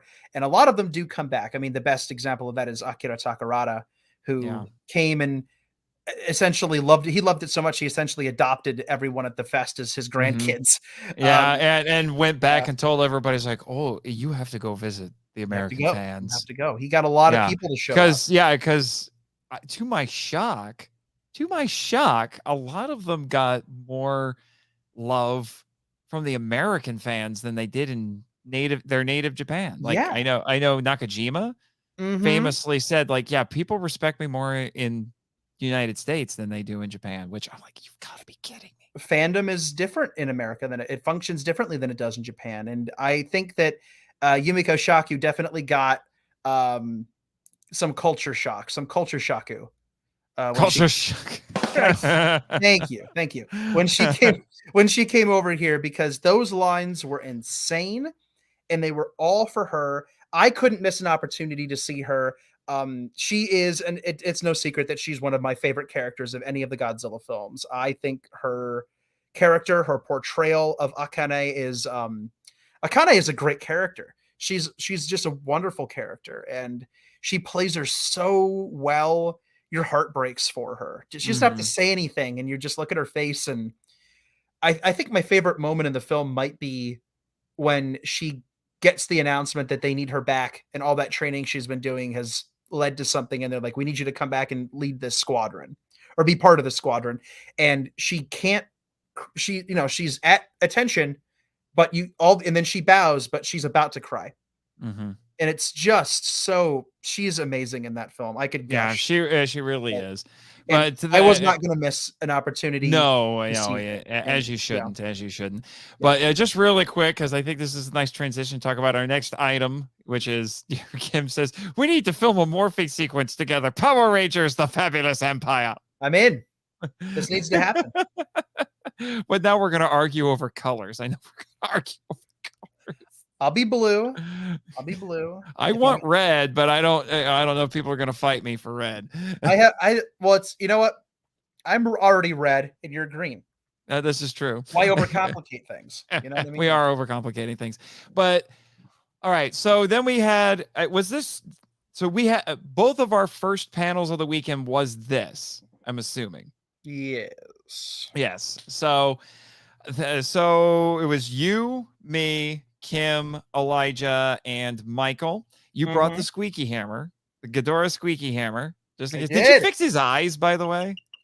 Not yet. I have the eyes in a box. Oh no. So this poor dude, Kevin, he lost an eye. This is a 30-year-old item, and I put him in my bag, and when I took him out, he has little like closed Brock from Pokemon eyes on this head. And one of them not on this head, and they popped off in the bag because it's just felt and it was hot glued on. So I'm gonna use some hardcore Gorilla Glue and put the eyes back on. I haven't done that yet, so my normally 6-eyed creature has 4 eyes right now. Oops. But just like me. But just like you. Yeah. But anyway, I don't think we need to get into that too much because Kim recorded the panel and you can watch it on her channel, which you should totally go do. Do it. And do it. Do it now. Do it. Yeah. And it goes, so you can see all the shenanigans that we got into and all the hot takes, and Kim being a master moderator. She was very nervous going into it, and she did an amazing job keeping, good Lord, like those 4 big personalities in line. You could not tell that she was nervous. No. I wouldn't have known if I didn't already know. Yeah. I wouldn't have been able to tell. And it is worth noting again that panel is available to watch because Roy is awesome. Kim's awesome husband filmed the whole thing. It's on her YouTube channel. But one thing we absolutely do have to mention is the fact that at the end of the panel, something was announced. Yes, definitely. Please take a minute and talk about that. But I will just say this, before that, it should be mentioned, you brought the squeaky hammer in case people got out of line. Everyone thought it was going to be me, but only one person got squeaky hammered. Yeah. And it was Michael. It was Michael because of a thing he said that yeah.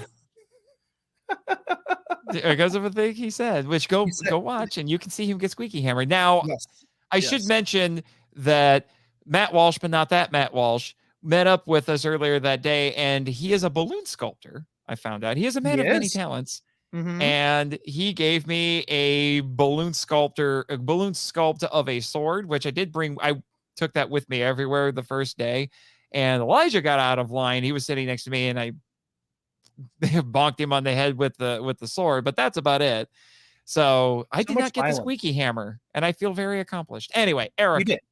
Okay, so at the end of this panel, Kim announced a project that she has been working on again, off again. It's been an idea that's been in her head for years now, and for the last few months, she's been trying to make it happen.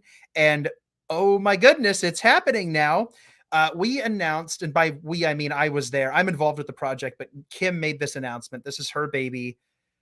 She announced the Kickstarter campaign for her new super cool Godzilla animated fan film, independent film, Erica, an adaptation / retelling of Godzilla vs. Biollante, told through the eyes of a certain murdered girl whose soul is trapped inside of Biollante. This is Erica's story from her perspective as her soul is slowly corrupted by the presence of Godzilla's cells as they're introduced into Biollante and into the Rose. And this is the story of how she becomes Biollante and what that feels like, what that looks like, how that, like, just all this stuff. So she feels herself being compelled by, rage she never had before, emotions that she suddenly can't control as she goes from just being a soul in a rose to being corrupted by a monster and slowly turning into one herself. And Kim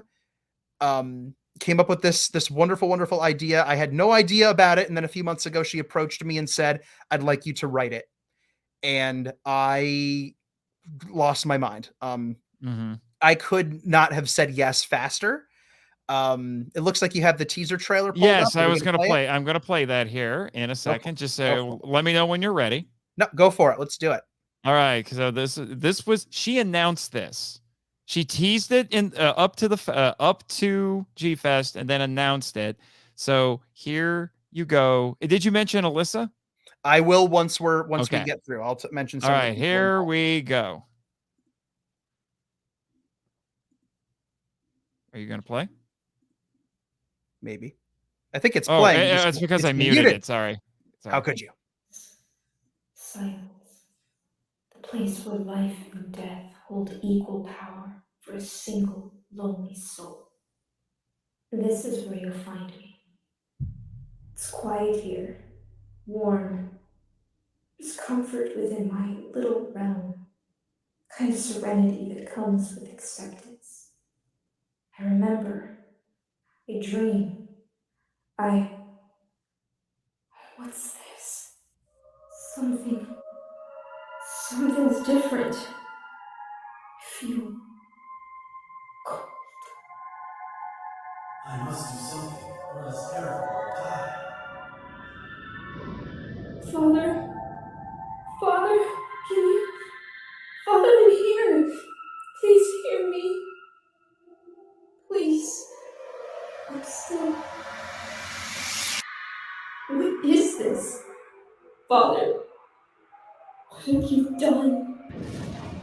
There's something else here. Something's changing. I'm changing. What's happening to me? This power, this anger. I want to destroy.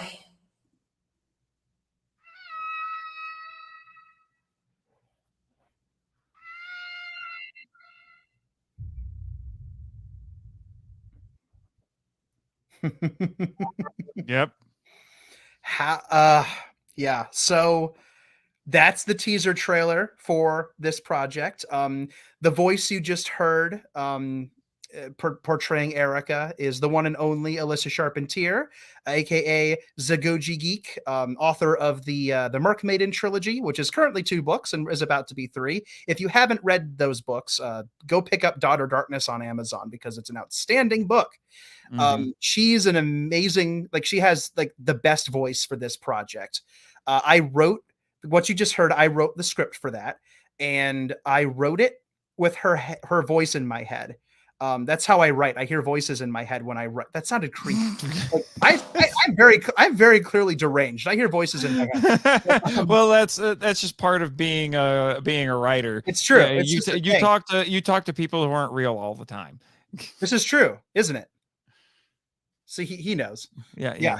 So yeah, that was a bad joke. But anyway, I wrote that with her voice in my head because she was going to be portraying it, and she performed it 1,000 times better than even I had in my head.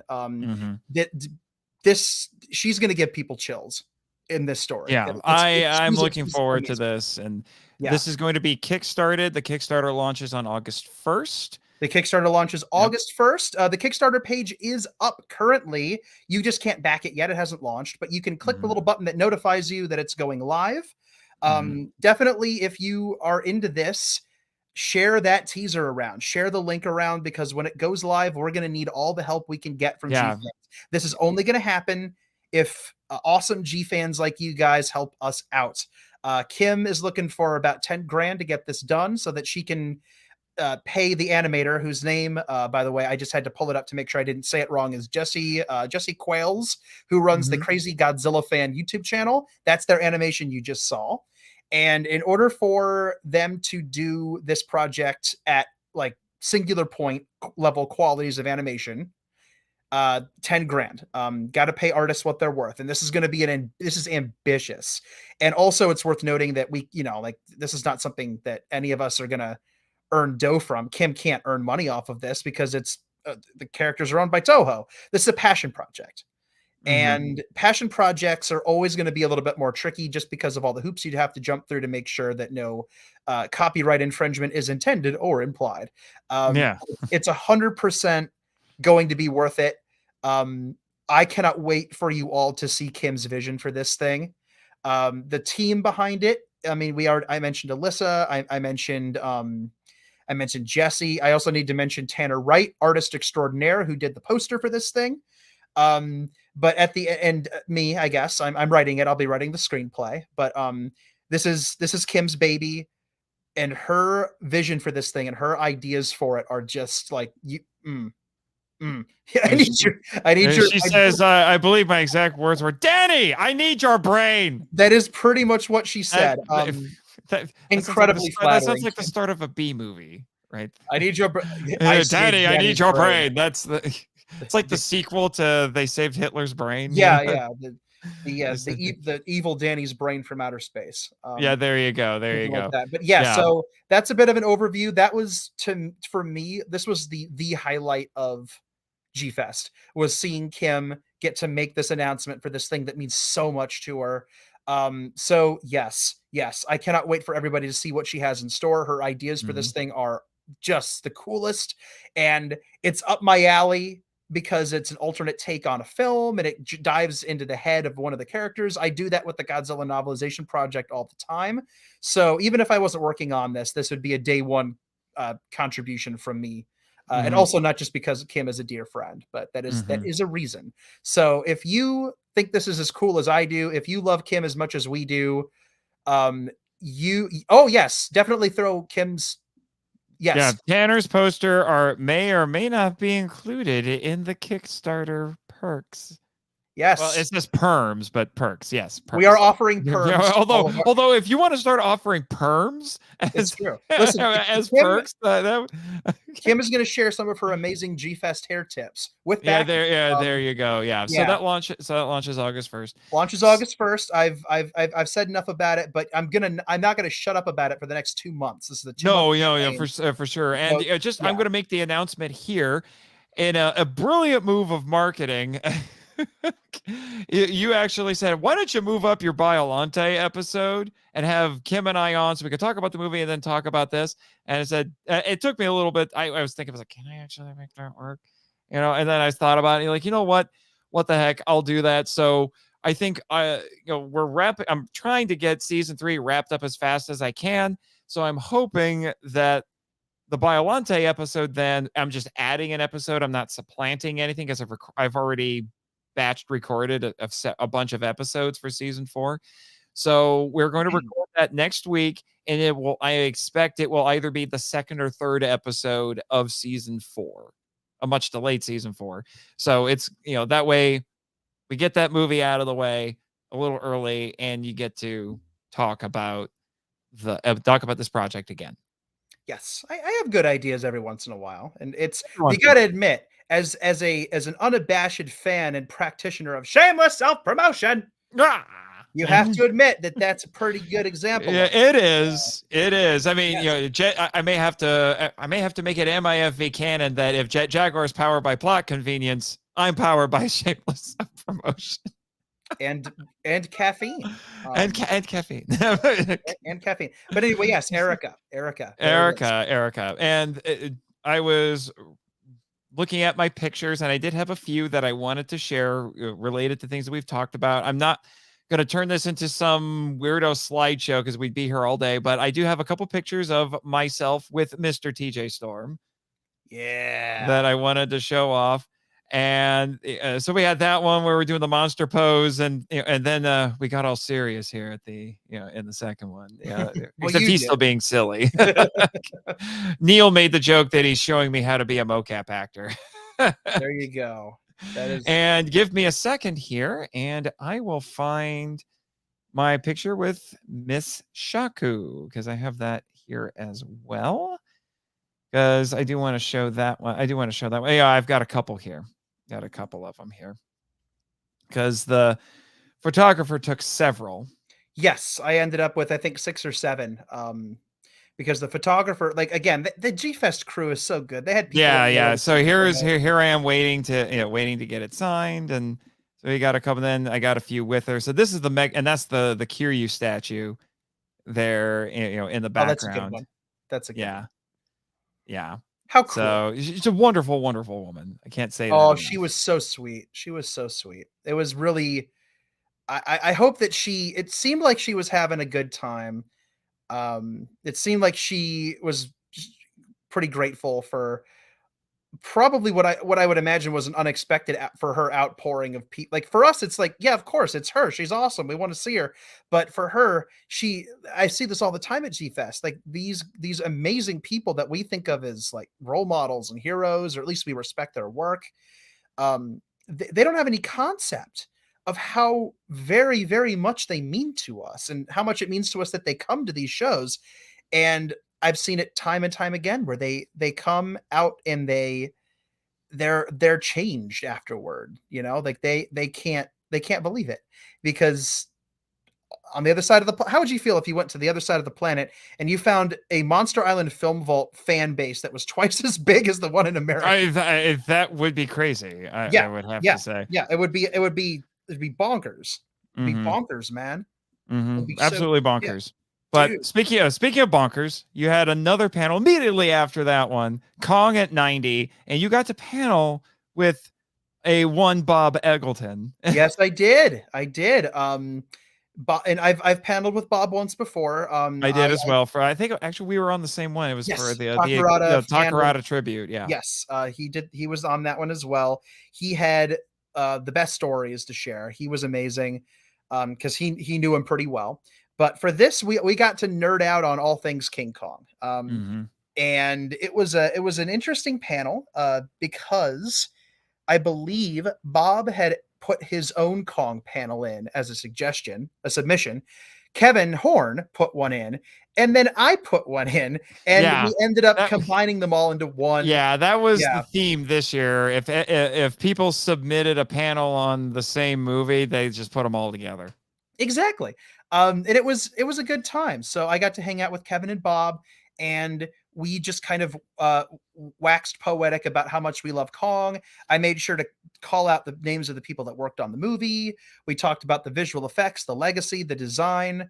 I made sure we talked about things like Max Steiner's score and Murray Spivak's audio design, his sound design for the film. We talked about the cast. We talked about some of the additional Kong films that came later. All kinds of really, really interesting stuff. And I mean, if you get me started talking about Kong 33, I'll talk your ear off, because that's one of my favorite films of all time. So it's one of the most important movies I think that's ever been made. I think it's required viewing. I don't care who you are. I think it is required viewing. It's one of the great pieces of American film. It's one of the great pieces of world cinema.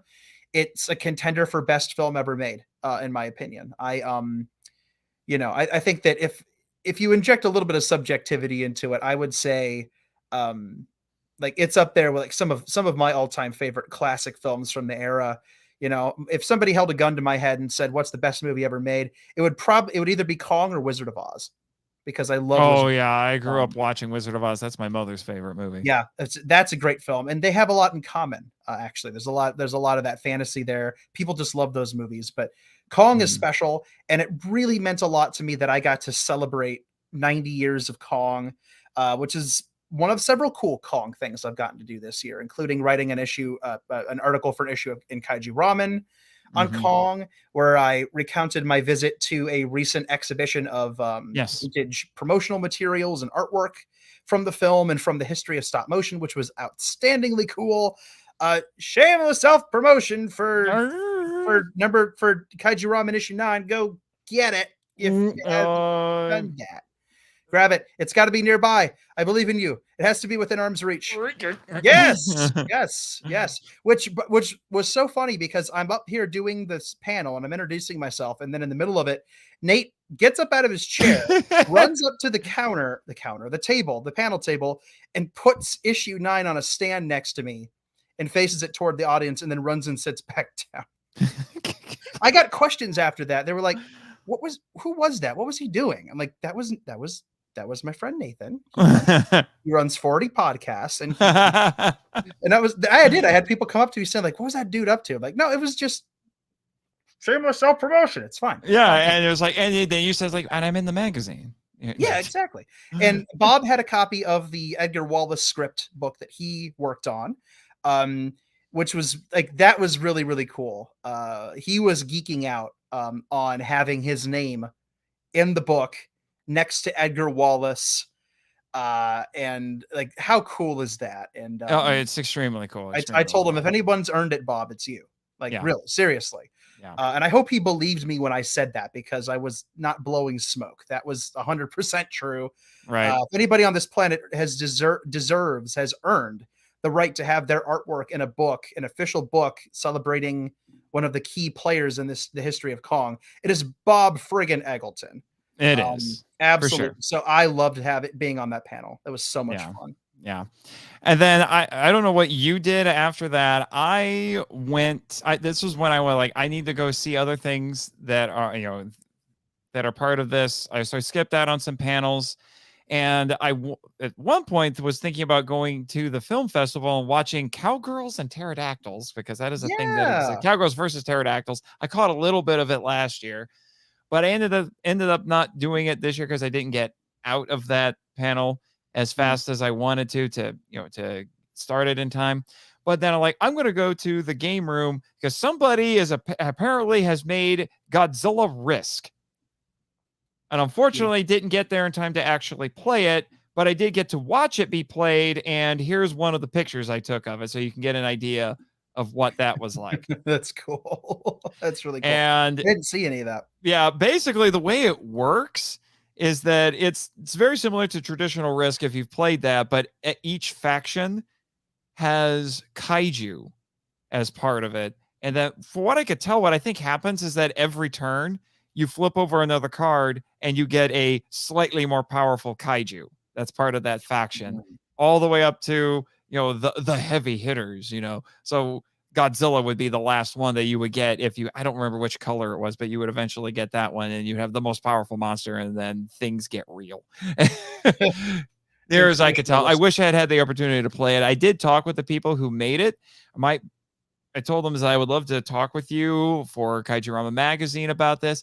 Their plan is to do a generic version that's not Toho monsters, and the artwork was done. It was Matt Frank artwork that they got permission to use, because this is like he would just doodle his own designs for different Toho monsters, and so they got permission to print this off. So they just show this off at conventions and play it at conventions, but they would love to kickstart a generic version with original kaiju. I'd back it. I would back it. I can barely play Risk in its normal non-kaiju form, but I would learn if it had a kaiju aesthetic to it, because that's a great idea. Yeah, it really is. It really is. So I'd love to see that one come to. Oh, sorry, wrong one. I was trying to remove the picture. Yeah. Sure. Anyway, so I'd love to see that come to fruition. So I hung out there for a little bit, and I think that was the moment. Like right before that, this was one of the moments of the weekend for me. Going back to Kaiju Ramen issue 9, I went in there to chit chat with Linda Miller. And she was, not as many people were coming to see her, so it was slowing down a little bit. And I just chatted with her a little bit. And in that issue of the magazine, I wrote about all of the leading ladies that had been in King Kong movies, and and she gets a write up in there. So she's being included with the likes of Fay Ray and the who played her in Jessica Lange. Jessica Lange, yes. Yeah. And who was it in 05? Oh, Naomi Watts, my brain. Naomi Watts, all of these people. And one of the things that I did in the article, and I told her this, is like, I've read a lot of essays about King Kong movies, and I came across one that said some disparaging things about Susan, your character, and I rebutted him in this article. So I was like, I want to show this to you. So I give it to her. She takes a look at it. And then the first thing she says after she's done reading the section on Susan is, I want to sign this for you. So I got a free signature, which I showed off in and all of the rest of my G-Fest haul. If you join MIFV MAX on Patreon, you can see me do a whole video where I show off all the stuff that I got, including this signature. And I'm like, oh my gosh, you actually want to sign it? And she was so sweet and generous.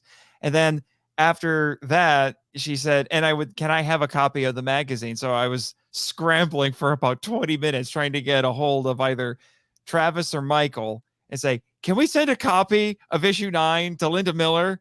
We have to send a copy if she wants a copy, man. So it took me a little bit while I'm trying to watch Godzilla Risk, but I got through, made arrangements. Linda Miller is getting a copy of issue 9 because she was so incredibly happy with that article. And I'm telling you, man, the more I show Kaijurama Magazine to people, shameless self-promotion, the more people like it. I mean, I showed it to Jason Font from Power Rangers Time Force, and he loved it and wanted a copy. And we're making good stuff with that magazine. I can't emphasize that enough. So that's what I was doing, making friends with Linda Miller, talking to her a little bit. And I'm like, and she wants to be interviewed. She would love to be interviewed. She said on the podcast or for the magazine. There is a lot of life that she has lived before and after the movie.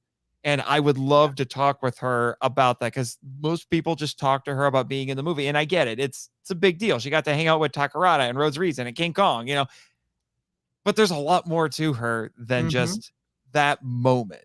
Yeah, of her life. That's one of the reasons I love the guests. Like, another reason talking to the guests is great.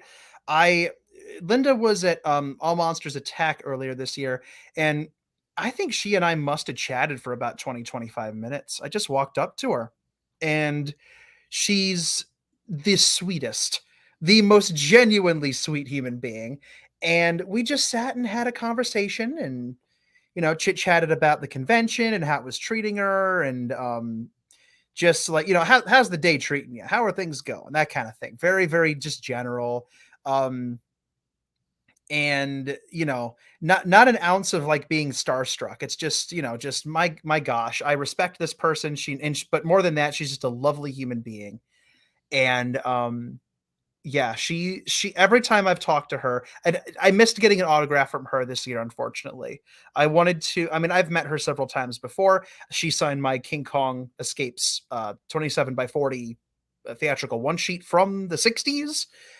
So after that, I mean, what else can you do? But I would have done that just to support her, but I just didn't have the time. And I wish I could have sat and chatted with her more, because she's always such a genuine delight to talk to. Mhm. What a sweetheart. Yeah. She's just a lovely person. I hope that all these interviews and all these Kaiju Ramen opportunities come to pass, because I want to know a lot about those moments Mhm. and those extra things, because King Kong Escapes is like, I don't know, 2% of her life. I want to know what the Yeah. other 98% is, and I do know. I've been to other panels she's done before, so I know a little bit, but I'd love to have it in writing, because once you have it in writing, then it's the words stick, Mhm. absolutely. Ghidorah Hammer's passing out back there. I saw. There he goes. I Anyway. caught him. I was Yeah. trying to catch him with my elbow while I was trying to say something nice about Linda Miller. Yeah, I know. Yeah. But anyway, so then after all that, got dinner. I think I tried to go to the Red Bar. The line was too long. I think that was the night that happened. So I ended up going to Perks, the other restaurant there. The food's not as nice. And then there was, the overpriced cafeteria food that they just slap Godzilla names on and charge you through the nose for it. The dry burgers. The dry burgers, yeah. So I don't know what you did after. What did you do after the panel? Because the next major event was the opening ceremony on Friday night. I chatted with more people after that. I got stopped by a handful more people, because at this point, now that I'd done 2 panels, people were starting to come up to me. I went back in the dealer's room, and I got a couple of extra knickknacks here and there. And I got stopped by a handful of people on the way in while I was in there, and on my way out, people who saw the King Kong panel and really liked what I had to say. They were congratulating me. I tracked down my brother after that. We hung out for a little bit, but I was not going to miss the opening ceremonies. So I found my way in there, met up with the crew, and pretty much after, because I rested in my room for a bit as well. Yeah, but, I have a couple of pictures from Yep. the opening ceremony. I got JD and the director of VK Boys and all the guests there. So Mhm. Yumi Koshaku, Don Fry, TJ Storm, and Linda Miller. Yep, the lineup, the legendary lineup. I got a couple of good pictures, including one that looks for all the world like Don Fry is picking his nose. That's gonna, if he had, Was that in this one? I have a second one where not much different, except now TJ Storm's actually looking around. But yeah, he's looking around. JD doing his announcements there. Always nice to see the table full of toys. That's a tradition. Those toys they come out every year, and they add new ones every year, because all Godzilla movies are coming out left and right, so they got to add more. But yeah, the opening ceremonies were nice. They were a little weird this year though, because in years past they have used the opening ceremonies to show the the independent film festival, not the film festival, the fan films, the fan submissions, and then they'll announce things. They'll do raffles. They would do all kinds of stuff, and then also they would say, "Have a good G-Fest. This thing is over." This year they just kind of ended it, and it was very short.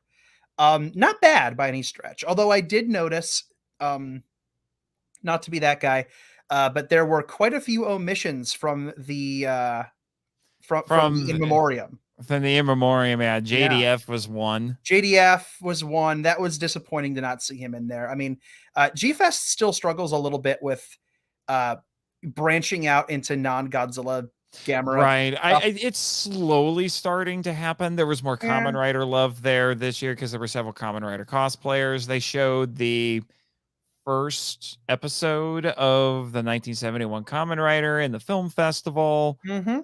And last year I saw a guy dressed as a Power Ranger, as a Green Ranger. Yeah.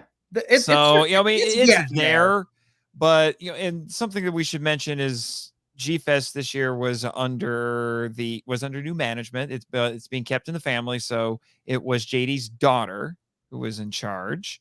Peyton. What's her name? Peyton. That's right, Peyton. So she was in charge this year. Her dad was, just basically just emceeing. He's not really the guy in charge anymore. So I think that the convention is slowly starting to expand, because for years it was basically, I'm not sorry for saying this, but these boomers and their interests. So it was very Godzilla centric for a while. Then they slowly added more monsters like Kong and Gamera, and then they slowly allowed Ultraman in. But he was the only Henshin hero who really got to be there because he has Super Raya connections and things like that. Yeah. And there's like I said, I've been saying for a few years that if G-Fest wants to survive, they need to broaden their palette a little bit. And I think they're doing it. They're getting there. I mean, they're getting there, but they need more. In 2013, I had painted for art school an oil painting portrait of Ray Harryhausen, who'd passed that year, and I brought it to G-Fest to put into the art competition, or the art room. I mean, quote unquote competition. I didn't care about the competition. I just wanted to bring this painting there, pay tribute to a guy who'd passed. That meant a lot to me. And this 10 years ago, exactly as of this year. And I tried to I brought it in to enter it. And the guy, I don't remember who was running. It doesn't matter who was running it. But he didn't like, he was like, who's that? And I said, well, that's Ray Harryhausen. And he said, well, why is that here? And I said, well, he passed away, and I'd like to enter it, if that's okay, into the art show. And he goes, well, it doesn't have anything to do with kaiju. And I said, okay, I mean, monster movies, Beast from 20,000 Fathoms, Sinbad, Clash of the Titans. I wasn't trying to like argue with I'm not an arguer. I wasn't going to argue with the guy. If he wasn't going to let me put it in for dumb reasons, I wasn't going to force it. But I laid out a couple of things, just like, Beast from 20,000 Fathoms, 20 million miles to Earth, big monster, Sinbad. You know about the Emir. You know about the you had to save the Emir. I have a lot of experience with Emirs, more than I did in 2013. I'll tell you that for free. But he was like, okay, I'll make it. Like, I suppose we can put it in. I suppose we can put it in. So it ended up in the show. It got second place, which was very nice. I was not expecting that. So joke's on him. But that was 10 years ago. And if that's a pretty good illustrator of like, he knew who he was, but he just didn't consider that brand of monster or that brand of creature to have a home at G-Fest. I feel like if I tried to do that now, it would be fine. Nobody would bat an eye if I tried to do that. Right. So it's getting there. It's more than it was 10 years ago. I'll say that. Yeah. It's slow though. It's slow. So yeah, the opening ceremonies were nice. The guests got to speak a little bit, but yeah, I was surprised that it just ended, and then they immediately went into getting it ready for radioactive karaoke, which I thought about participating this year, but everybody else was just like, nah, we don't want to do that. Let's just go hang out. No, so I'm too much of an introverted wallflower to do karaoke. So and yet here you are. Anyway. Well, I haven't started like no, there's a difference. And I know, I just give you a hard time because you're the most talkative introvert I've ever met. Gabba. It's true. Yeah, Anyway, so yeah, I think for the rest of the night, I think we just hung out. I did not go to the Against Mechagodzilla screening because I just saw it a few months ago for the Fathom event, and I'm like, I'm okay if I don't see it. Plus, I want to save my money for other things. So, because I had a really lean year this year in terms of spending money for G-Fest. I did. So too. I know people that walked in there with just thousands of dollars to burn, and I was like, oh God, I nope, I can't. Nope. Yeah, I had a fraction of that. Yeah. I had a fraction of that, and I still left with money in my pocket. I was very proud of myself. But yeah, I wanted to go to Against Mechagodzilla. I don't care, like seeing it a few months ago, and I didn't even think of that. My only thing was I was just exhausted. The Pickwick screenings on Friday and Saturday nights are at 10:30. 10:30 is so you won't get back until maybe like between 12:30 and midnight if you're lucky. Yeah, I mean, when the next day when they did 2014, people weren't starting to come back in until after 1 o'clock. Mm-hmm. I mean, listen, I'm not old by any stretch of the imagination, but I am tired a lot of the time and running around like a crazy person. 10 that's late. That's late for me. Like I haven't done one of the 10:30 screenings at G-Fest in a long time, and I wish I kind of wish I had like the 29 in 2019 when they did King of the Monsters. I wish I'd gone to that one. That's one I regret. But this year I think I made the right call. It would have been nice to have the experience of seeing Shaku-san introduce her movie. That would have been amazing, but I was just so tired. So Yeah. I hung out with people. I had some grub. Pretty sure it was Red Bar again. I switched it up Yeah, instead of a I cheeseburger, think it was it chicken. probably was. Red Bar was popular. Red Bar's So popular. if I remember correctly, I think we just hung out for the rest of the night, Mhm. chilled. And then I went back to my room and crashed in the Yeah, bed. yeah, Yeah, which so we that had was to do because Saturday was the big day, which we'll get to Saturday. here in a moment. Although do want to park on this because this was a major improvement from last year, which was the in-house channel. The in-house channel actually worked. They fixed it this time. They fixed it, And there and were so a 2. lot of times in the room, we would just turn it on and have it as white noise. Sometimes Yep. we fell asleep to it. One night we fell asleep to Gappa. I The fell other asleep to night Gappa one night. we fell asleep to, I want to say it was like a random Ultraman, like it was Ultraman. Oh, it was a really weird dub of an episode of Ultraman Ace. Oh, yeah, it was It was like tied a Malay. I think it was the the Malaysian Malaysian dub. English dub, which The was just Malaysian dub, yeah. bizarre. Oh, Not only, and to that's make it weird. even weirder, it's the episode where the Ace Killer, where all the classic Ultramen come back and get crucified. Yeah, that is the crucifixion episode. Yeah, that's a sentence I just said.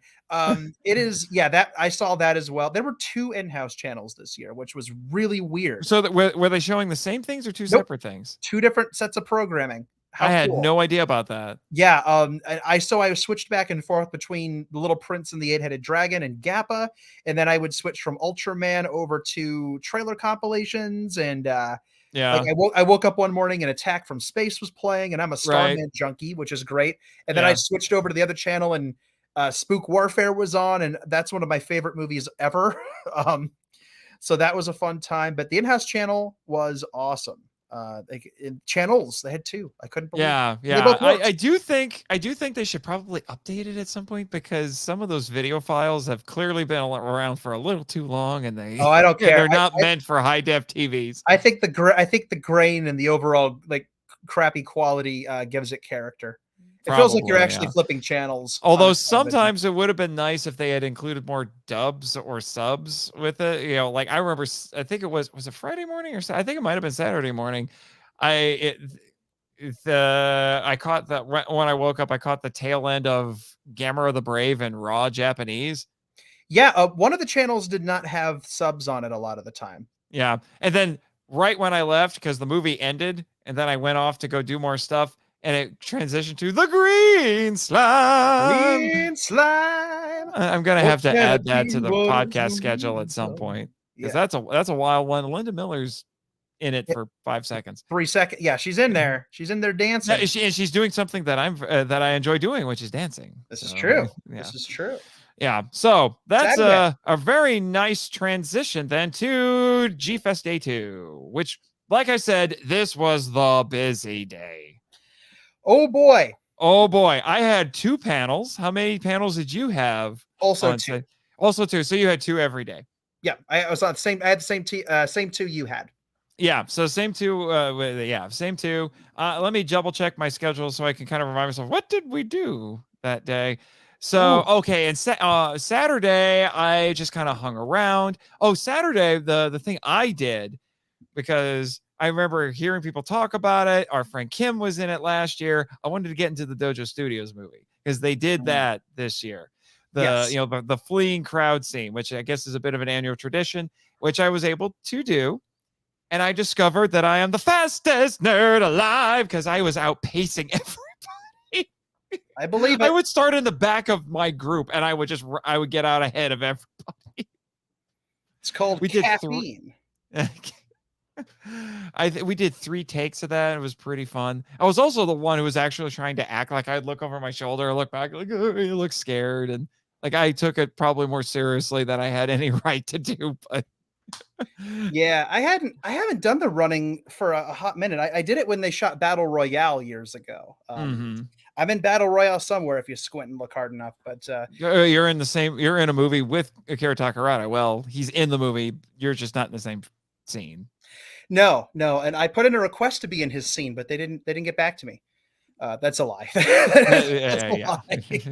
Do you know who I am? Yes, last year I actually really wanted to participate in the shooting of last year's Dojo movie because, as they revealed when they actually premiered it at the con this year, there's a yokai dream sequence in the film. And I, for the longest time, have had most of the materials lying around to make a Tengu outfit, a Tengu costume, complete with moving beak mouth and all that good stuff. Yeah, that was what they did in the opening ceremony. They did show this year's movie. Yeah, they showed the Dojo movie, which means you'll see you running in next year's movie. Yep. Those just get better and better every year. I'm always incredibly impressed with how much more like polished and cinematic those movies get every year. They're doing good. There's a great collection of those things out there on YouTube. Yeah, so I did that, and then I stood in line, went into the dealer. I think I finally got into the dealer hall. Right, first thing at 10. Went around there, checked out some stuff. Went to several of my favorite vendors, namely Beast from the East, because they don't do ridiculous markups. The Seismic, because I'm friends with Alex Rushdie, and he has really cool stuff. And Dawn of the Monsters, which is just great. And then, it's the Dapper Man. It's the Dapper Man, Kevin Joshua Burnham. Nice to see you, man. Thanks for joining us. And then, we got a comment here from Kim. I need to say that. So, Kim, Saturday, I went to the game room, hit a few panels, and then hid in my room until Jeopardy. Yeah, I saw your vlog. Yeah, you did not have the best of Saturdays, unfortunately, because she forgot to take her vitamins, and when she doesn't take her vitamins, she becomes a cranky girl. So, just it's not good. It like messes with her brain. It does. It messes with it badly. But you absolutely did the responsible thing and took a break. Yeah, she did. But I can't talk about the dealer hall even in passing like this without giving a massive shout out to my favorite vendor in the hall, because I have 4. So I said Beast from the East, Seismic, and I like Otaku America, although I didn't buy anything from them this time, even though they had some really cool stuff I wanted to get. Looking at you, powered kaiju, Ultraman powered kaiju, and you found a Yulian and an Ultraman 80 there that I'm like, I want them so bad. Because I like you, every time I finish an Ultra series, I buy a figure of that Ultraman. I have a growing Ultra Legion. But anyway, so, but J Key of Toku Toy Town, who is far too nice to everybody, and I will certainly cut him an ad and play it on the podcast. The man is not in this to get rich. He just wants to help people find what they want for their collections. He is good people. And I sung his praises when I was showing off my haul on Patreon, on MIFV Max. So definitely go check that out if you're a member, or join, and you can take give that a watch. Shameless self-promotion. So anyway, I did that. But the main thing, unless you've got stuff to talk about, also while I was standing in line, I watched Ultraman Blazar episode 2, because that's what you do. I was hoping we could have watched it together. Yeah, but we were both too busy. It just didn't line up. I went into the dealer's room. So the first thing that happened to me on Saturday was I went down the elevator with the gentleman who he's heading down, and he said, where are you off to? And I said, I'm hitting up the dealer's room. And I said, where are you going? And he said, I'm going to wander around for a bit, and then I'm going to go to the writer's panel. And I said, oh, yeah, the writer's panel. I'm actually on that this year. And he said, oh, that's really cool. Well, congratulations. Like, good luck. I'll see you in there. And so and that will become pertinent later, but I figured I'd drop that now, because the first thing I did was I talked to a few people in Yumiko Shaku's line. It wasn't relevant to me anymore because I'd already gotten my autograph, but I knew a few people who were stuck in that line and had been since like 5 or 6 in the morning. It's about 9 or 10 Oh when I went yeah, downstairs. that's right. Because our friends Elijah and Michael decided to get in line at what 4:00 in the morning. Yeah, they were waiting there, so they had more stick to itiveness than I did at that time. But I can't imagine wanting to do that. They were probably operating on like 3 hours of sleep, and then they're Oh just yeah, standing there. Like, how do you not get bored? And yeah, I'm sorry. I keep leaning over. Like, if you see me go, just look over to the side like this. I keep looking over and petting Anime Gamera on the head for some odd reason. Anyway, he's got a very pettable noggin. I will say that. he does. He does. So I went into the dealer's room pretty much immediately after that. Again, I talked to a few people, got stopped by a few readers who wanted to chit chat, which was wonderful. That means so much to me whenever it happens. Went into the dealer's room, dug around for some stuff. That day, let's see here. I definitely went. I got this guy that day. That was that day. Boy. I got this gorgeous Shin Gomez. Oh, I was very tempted to get that. That was from Beast from the East, right? Yeah, I got this one from Beast of the East. I was so tempted. A couple other tables had it, but this one was the cheaper one, so I went with that. But then we get to my Jay Key story. So Jay is a tremendous human being, as you mentioned before, good bud. Has always just he's just such a positive, good he's one of the real ones, man. Like I could sit here and sing his praises all the time.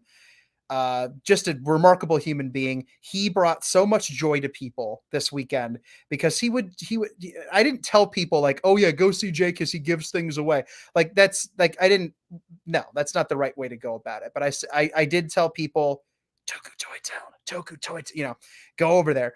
And everyone that went over had a Jay Key story about him being ridiculously generous to them. And my Jay Key story involves this guy. For those who will unleash Megalon. Yes. So for those of you who don't know, and the audio listeners later on, I am currently holding a classic early 90s Bandai 8-inch scale Megalon. This is a pretty iconic figure if you're into Bandai collecting. He's I know him best for the Toho Kingdom days when I was looking into like the history of Bandai, and also because this is the Megalon Bandai mandates. Yes, this is the one they used on Godzilla Island. Godzilla Island, yeah. And also, I'd be remiss if I didn't mention that he has this toy has an entire fan base now just because of Monster Island Buddies. This is that Megalon. You can tell because he just looks clinically depressed. Watch this.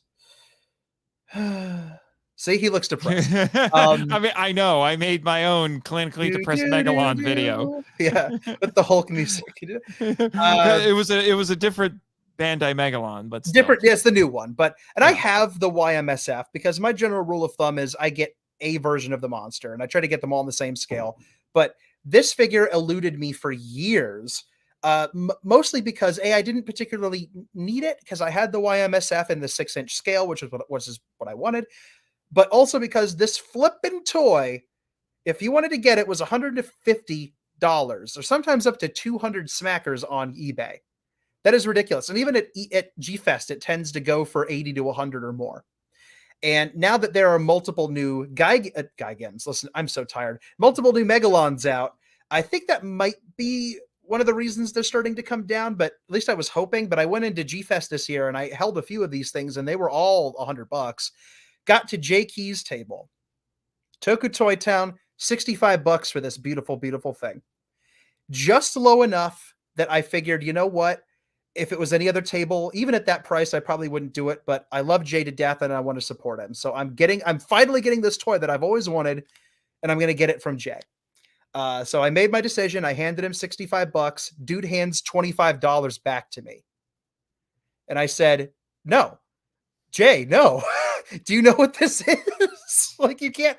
And he's just like, take it. Just take it. Just take it. Just leave now. Just leave with your toy. So I got an insane deal on this figure that has been on my wish list forever. Since I was a kid, and I can't thank him enough. This is this was the purchase that I think meant the most to me the entire weekend. And I got some other cool I got a lot of cool things. I got a lot of cool tapes. I got a lot of cool figures. I have one other figure I'm going to talk about later on that was really, really special. But this one hit me in the heart the most because it has a story behind it. And that story is that Jay is awesome. Yeah, and I want to say this. I know there are some people in the fandom, and I understand why they do this. They bemoan the collector side of things, and I understand why they do it, but I think stories like this is what makes the collecting special. It's not so much the thing itself. It's not that figure itself. It's the fact that you were able to acquire it because somebody like Jay not only had it, but was incredibly kind and generous with you. The story is more important than that figure. 100%. 100%. I will never not smile looking at this figure simply because of that story. I loved this thing so much that I stuck him in my messenger bag, my shoulder bag handle. So he went with me the rest of the convention in my bag with it, like with his little arms sticking out over the handle, just because I didn't want to leave him in the room. Like he just made me so happy looking at him, which is kind of silly, I suppose, to say about a vinyl bug. But what are you going to do? It just reminded me of a good dude. So well, I seem to remember a certain, shall we say, Monster Island gatekeeper who said something about how owning a $300 bug makes you a true fan. Well, I paid not that much. So you're not a true fan. Got it. I don't know. I don't know if I'm a true fan anymore, though. But really quick before we get to the to the writers panel that we're leaning into, shout out to Brendan Morley of Autistic Lizard Productions. Great to see you in the chat. He says, "My brothers." Yeah. Shout out to Brandon. This little dude fell out of his handle that I just mentioned at a certain point over the weekend, and Brandon grabbed him and ran up to me and handed him back to me. So, he saved Brendan, also, savior of Megalon. Brandon, my man, look what I got here. Brandon made this for me. Yes, he brought these for all of the crew. Yep. It's fan art. I have fan art. Oh my gosh, it's hanging up on my wall. Yeah, mine's going up on the wall. Hopefully here soon. I'm trying to find a good place for it, but oh, look, Bren, you have no clue how happy this makes me. Like how much that genuinely touches me. I love it. I love it so much. Now we got to get to the first main event of Saturday for us, which is the writers panel. And this one, it's funny how this one worked out because last year Neil wasn't sure he was going to make it to G-Fest, so he put me in charge of the panel. The fool. Yeah. Well, the idea was that it was only supposed to be a one-time thing. Although I've told the story about how I got onto that panel. I won't share it again here, but all I have to say is I got onto it in 2017, 5 minutes before it started. So I've always been on a panel at G-Fest every year I've gone. Shameless self-promotion. But he wasn't sure he was going to make it this year. He thought he was going to take the year off, save a little bit of money, and then Yumi Koshaku got announced, and so he's like, "Oh, I'll show up anyway." He waffled a little bit, but he made a decision to come. But I was already put in charge of the panel again this year, so just for the heck of it, I just said, "Okay, you're not in the program, but you're going to be on the panel because it's your panel." I look at it as I genuinely view this as Neil's panel. He was just entrusting it to me temporarily. I was a steward for a year or two. So we ended up with 5 people on this panel, but we had a really different lineup this year. I remember back when I was on it the first time, it was like the original, writers panel crew, Neil and Skip, and although Skip didn't make it that year, but there was another year I was on where Skip was there, and John LeMay, and like the OGs, and then last year, I had almost a completely different lineup.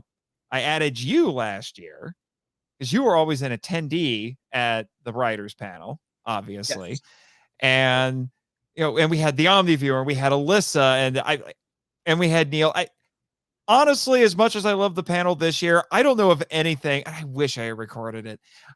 I don't think anything is going to be able to top last year's panel with that lineup where we had the Omni viewer and Alyssa and Neil and you and me. That that was probably a once in a lifetime sort of thing, with those people, that full lineup.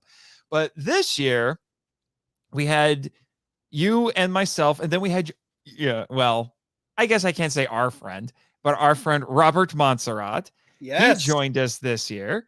And then we had Timothy Price, who famously, and I wish I had gotten his books. It was so much fun to talk to him. Like, I should have gotten his books. Yes. But, I may have to make that. I have to make that up to him at some point. But Timothy Price of the Big in Japan books was there. And then they were on the program, but Neil made it. So I just said, just fine, just join. And, you're the bonus. Congratulations, Neil, you're the bonus.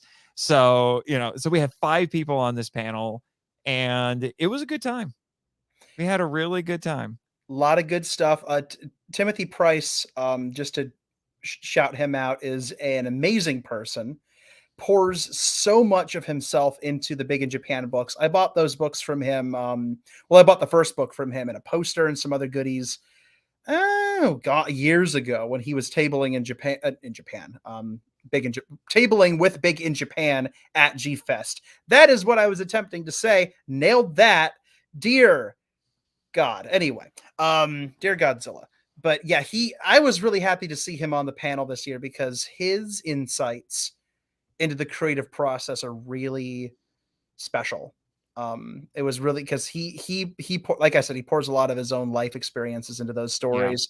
Yeah. They're very healing for him, and they're very healing to read as well. So Timothy, if you're out there, thanks for joining us. And I think your words, what you had to say, I think in particular really touched. I think he was honestly MVP of the panel this year. Oh, I think so. I think he was. He had some really wonderful, insightful, soulful things to say. So yeah, he was great. It was great that Neil got to come.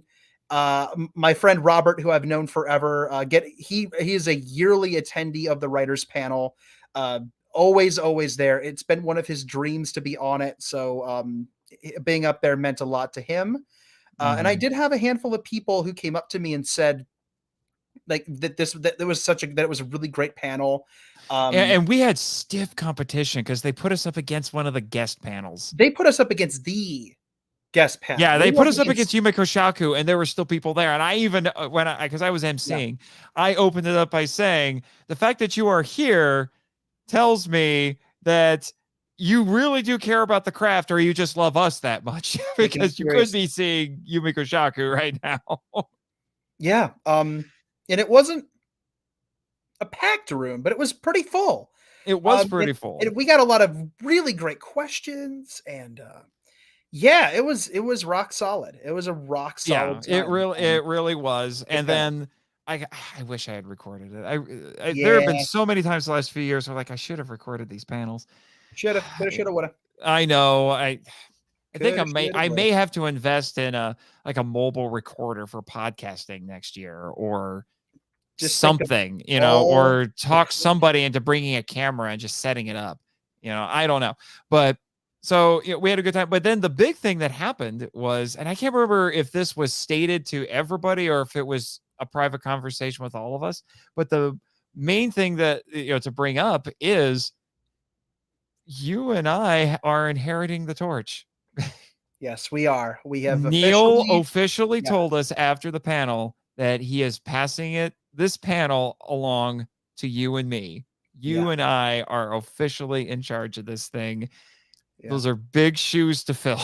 Very big. And I already made this joke, but Neil has very large feet. Yeah. And so we're no, I have no words. I'm so incredibly grateful to Neil for trusting us with his baby. I mean, this panel meant a lot to me for years, just attending it. The fact that I'm on it at all is an honor. And now the fact that I'm kind of literally co-inheriting it. And you and I are going to be trusted with making sure that this thing is still valuable and beneficial to people moving forward who want to tell stories like this. They want to tell their kaiju stories. They want to do their art. They want to express themselves. I don't take that lightly at all. And when I say it's an honor, I truly mean it. So Neil, I'm sure you're listening out there somewhere. Thank you for trusting us. Thank you so very much. And It does. It means a Man, lot. and it's going to be hard to figure out who to have on this panel going forward because we have a laundry list of people we could have We do. on it. It's going to have to be rotating. It's the only way Yeah, to. it may have to. I mean, yeah, you and I will, we'll be the regulars. If Neil wants to be on it, he's always welcome to be on it. But yeah, we're gonna have to figure. It's like, do we have 4? Do we have 5? And who do we have on it? Like I said, we have a long list. I'd love to have Tim on again. I'd love to have the Omni viewer on it again. Ryan. If Skip or John, if they come back and are available, I'd love to have them on it. John is. I know Neil is working really hard to get John to come back next year, and I'm like, yes, please, John LeMay. John LeMay. There is not. Yes. It is becoming this running joke now that there's hardly an episode of this podcast where I don't cite John LeMay's books at this point. The man is the man has written a lot of very good informative stuff. You want to talk about another tremendous person in this fandom, John LeMay. Yeah, love that. For sure. We're talking to some other people. We've talked with Donnie Winter about being on this, and he's interested. So I make no promises about what the lineup's going to be next year, but we're talking to people, and we're gonna make sure that it continues to be phenomenal because the writers need just as much love as the modelers and the artists and the filmmakers and everybody else who comes to G-Fest every year. Exactly. And if I had my way, I'd figure out how to do some more writing events in there, or make the panel longer, or have more writing panels, or something. You know what'd be cool is if we did like a creative writing session, like the modeling session. So cool. I'd be down with that. I mean, do like a couple of exercises, or in 45, 50 minutes, and then tell people like, okay, here's a prompt.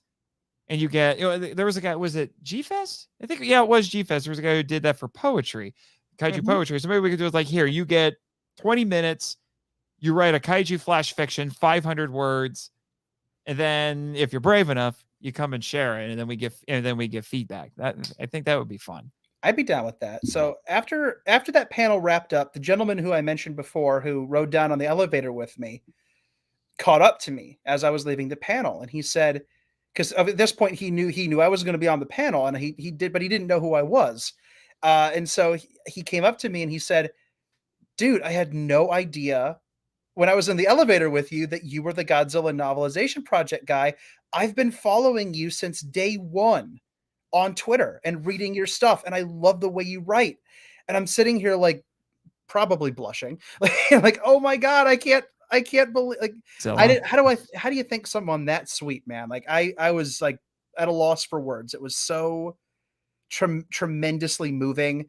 And he sent me a message on Twitter right after that. I jumped on board, and then I realized the dude himself is a writer, and he's got like 10,000 followers. So he didn't say that to me either. So funny stuff. Really sweet guy, humble guy, and had a lot of very nice things to say about what I said on the panel, my writing, what all of you guys, everyone on the panel had to contribute. People stopped me, and like I said before, one of my friends told me that she was in the back of that room taking notes. Good. She was that makes the teacher in me extremely happy. Yes. So that was really, really cool. So if you ever needed like validation that panel does good for people, there you go. There you go.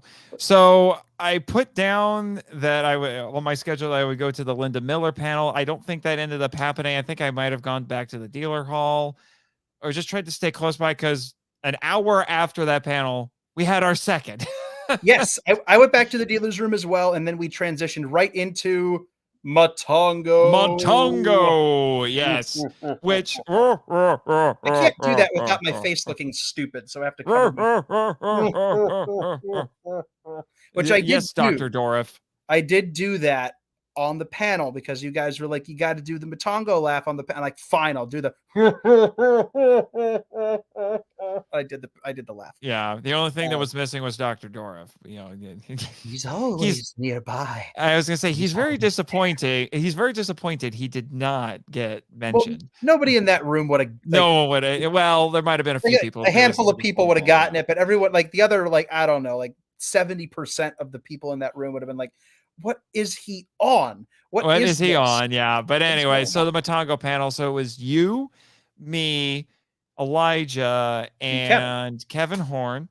So, and again, we all submitted Matango panels because it's the 60th anniversary. So they just threw us all together. So there's basically, I mean, we didn't really talk with Kevin all that much beforehand, but the three of us, you, me, and Elijah, we did discuss a little bit about what we were going to try to do, which was basically we were going to specialize in something and bring that to the conversation because it's meant to be just a general discussion panel. So Elijah talked about Matango in connection to J-horror. I basically recycled the notes that I had from the paper I wrote on the film in college that I then recycled for the Film Vault. So talking about what was going on in Japan, so the historical and cultural elements that contributed to it. You spent a lot of time talking about the production itself, the actors, and Kevin talked about it just as a fan of the genre and basically like a reader response sort of a thing to it. He had the And fun facts, man. He was the fun dropping facts, the fun yeah, facts. that too. He was great. Yeah. So, we bounced back and forth quite a bit, with all of that. I felt a little bit bad. I kind of turned into a little bit of an MC because I was trying to make sure that I included Kevin because I quickly realized that because you, me, and Elijah hang out so much that we bounce off of each other very well. And then Kevin was just kind of there. And I'm like, Kevin, what do you think? Yeah, we didn't want to talk over poor Kevin. You know what, Kim? I agree. Read it. My waltz is okay, but my tango is a bit rusty. There it is. It's not the first time that she has told that joke, but it is Matango. I said it wrong. It makes more sense if I say Matango. Matango. But Matango.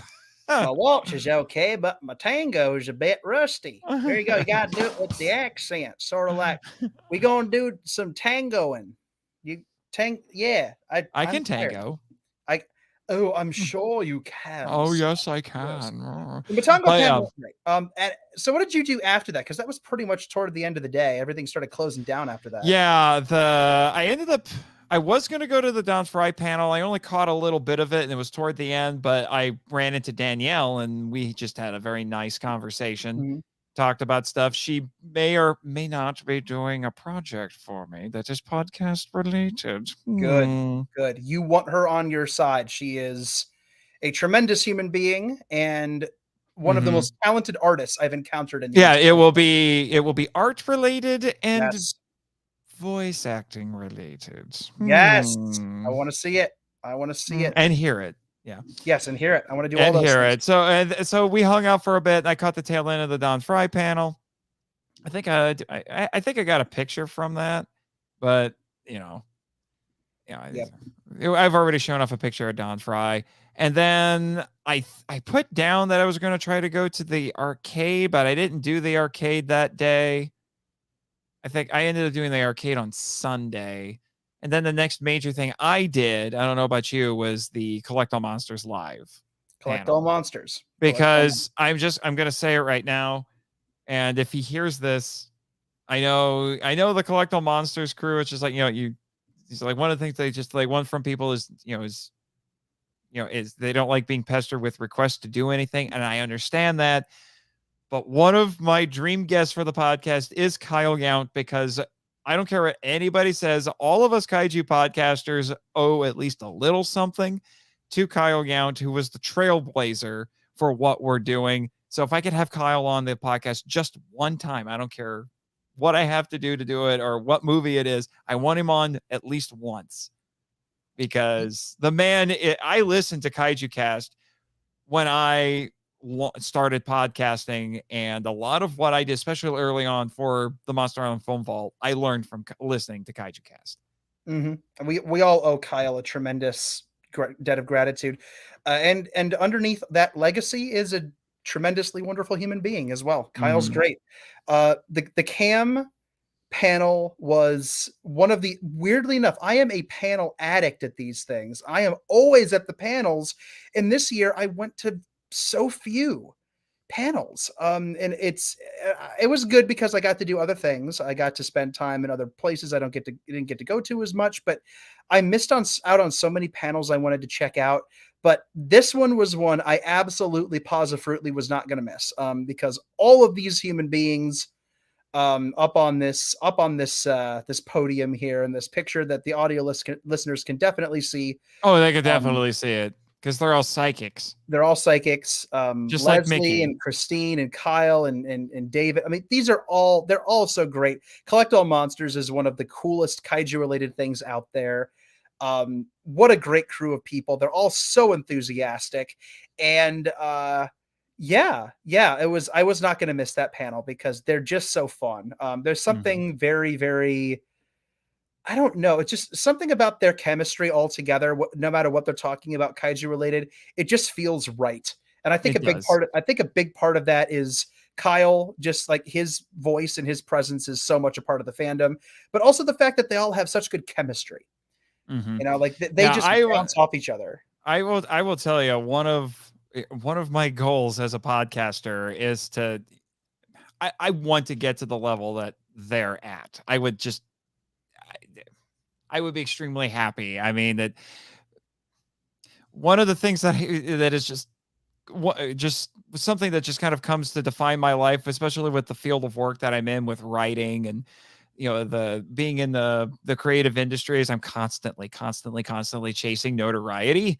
And just seeing what Kyle and this crew have been able to do and the voice that they have in the fandom, and just like, if I can reach even half of that, I would be extremely happy.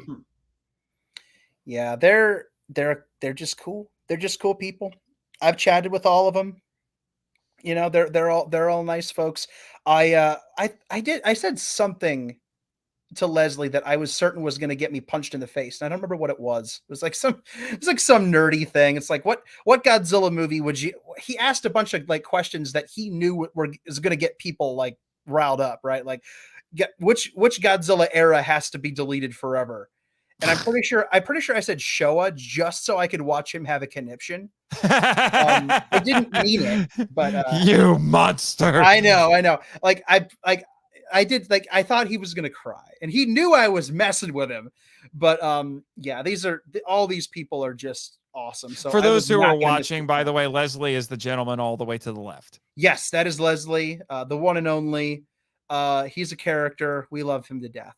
He's a great people. He has that in common with everyone on this panel, though. They're all great people, and I think that's the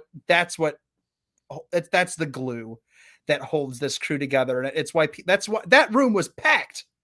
It was, and it was the big ballroom, and that room was filled with people because these human beings are people that you want to see, And I wasn't going to miss it. I ended up in the front row. I couldn't believe it. I ended up in the front row.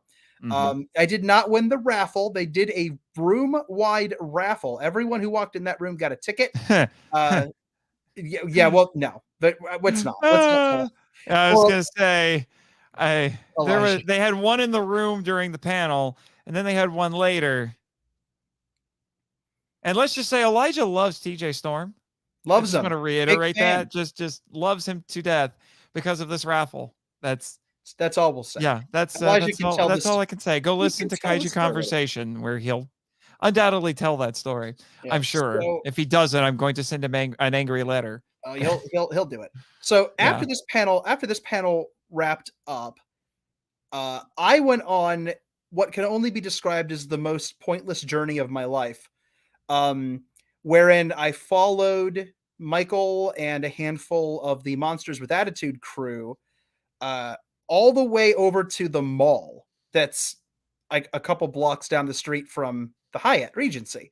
They were going there to get food from the food court. They were looking for something specific. I figured I'd follow them. We were all chit-chatting, got down to the end, didn't get any food, and then walked all the way back, having like probably walked half a mile, and missed the costume contest.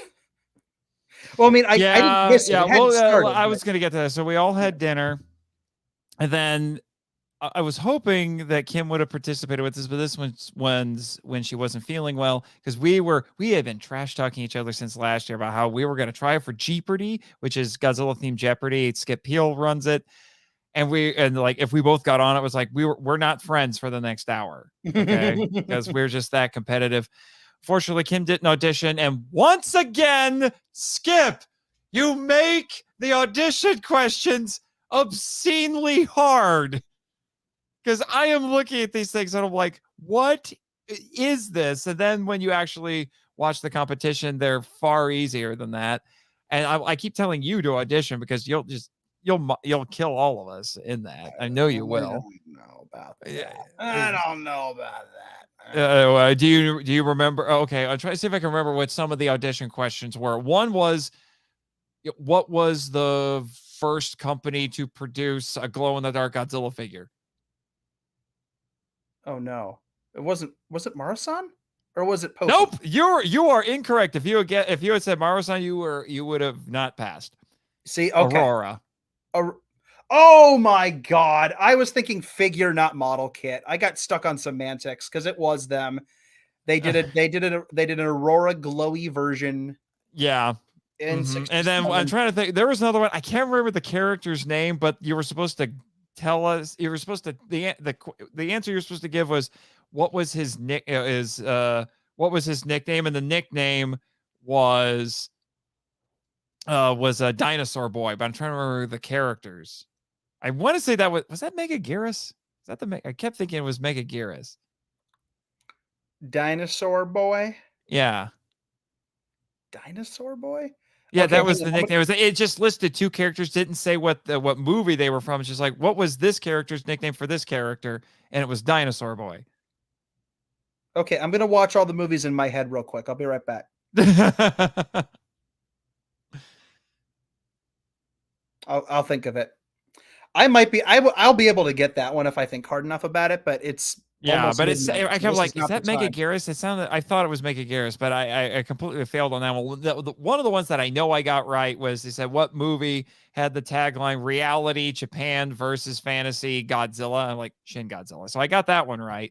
And then he always does one where you have to, it's like name all the instances of these things, and you just try to write as many as you can in 5 minutes because you only get 5 minutes to do this.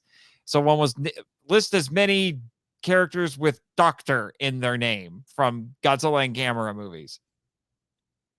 So you just got to write as many as you can. And then the other one was write as many instances of a kaiju biting another kaiju in Godzilla and Gamera movies. So you just have to write as many as you can in 5 minutes after you try to answer the other questions. Okay, I could do that. So that's what we had this year. So I was like, but yes, Kim, yes, Kim. Next year, I'm gonna get. I don't know. I was just so weird about how it's like I want to be on the stage and doing this game, because absorbing trivia is kind of what I do. But apparently I don't absorb all the right trivia, and then I choke when I have 5 minutes to remember it. And you're tired. No, I am. I don't perform well thinking like under pressure, like time limits and hit the buzzer. Like it makes my brain turn off. Like I can do it sitting here, but like when I have to think quick about a trivia, it doesn't matter how much knowledge is stored in my neurons. They ain't working.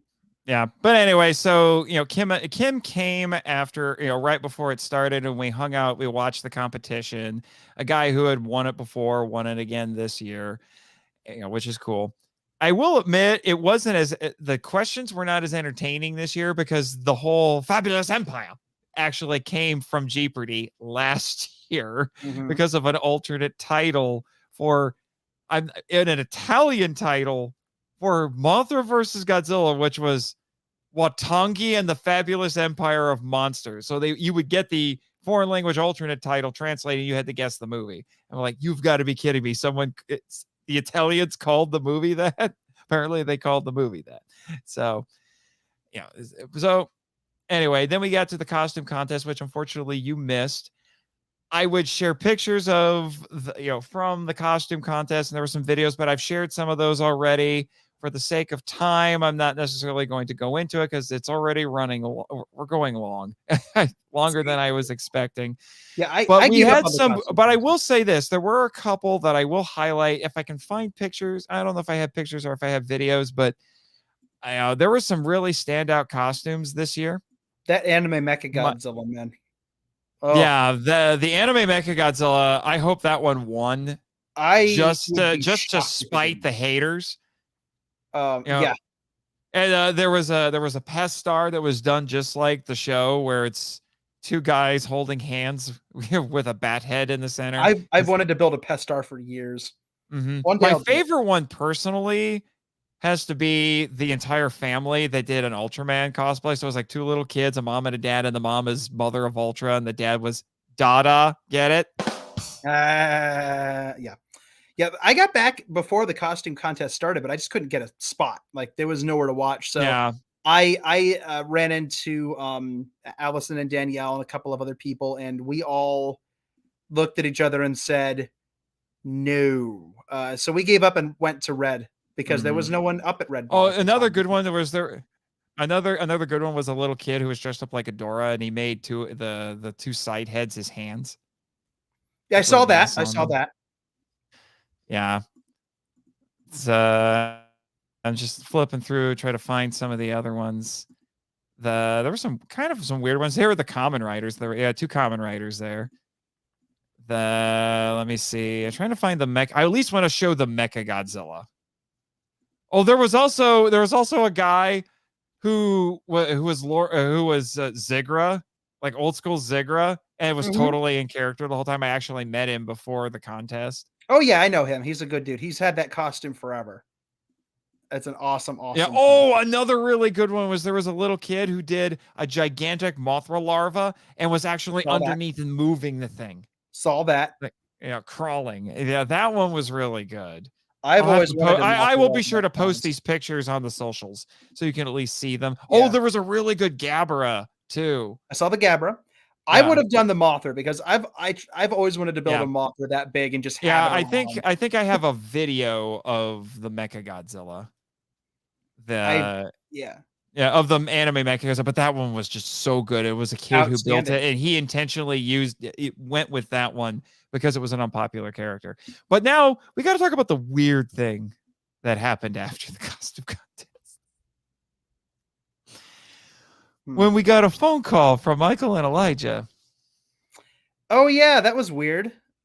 We have context for it now, but we got this very unusual FaceTime call where Elijah and Michael both looked for all the world like they were on something. I'm just gonna be blunt.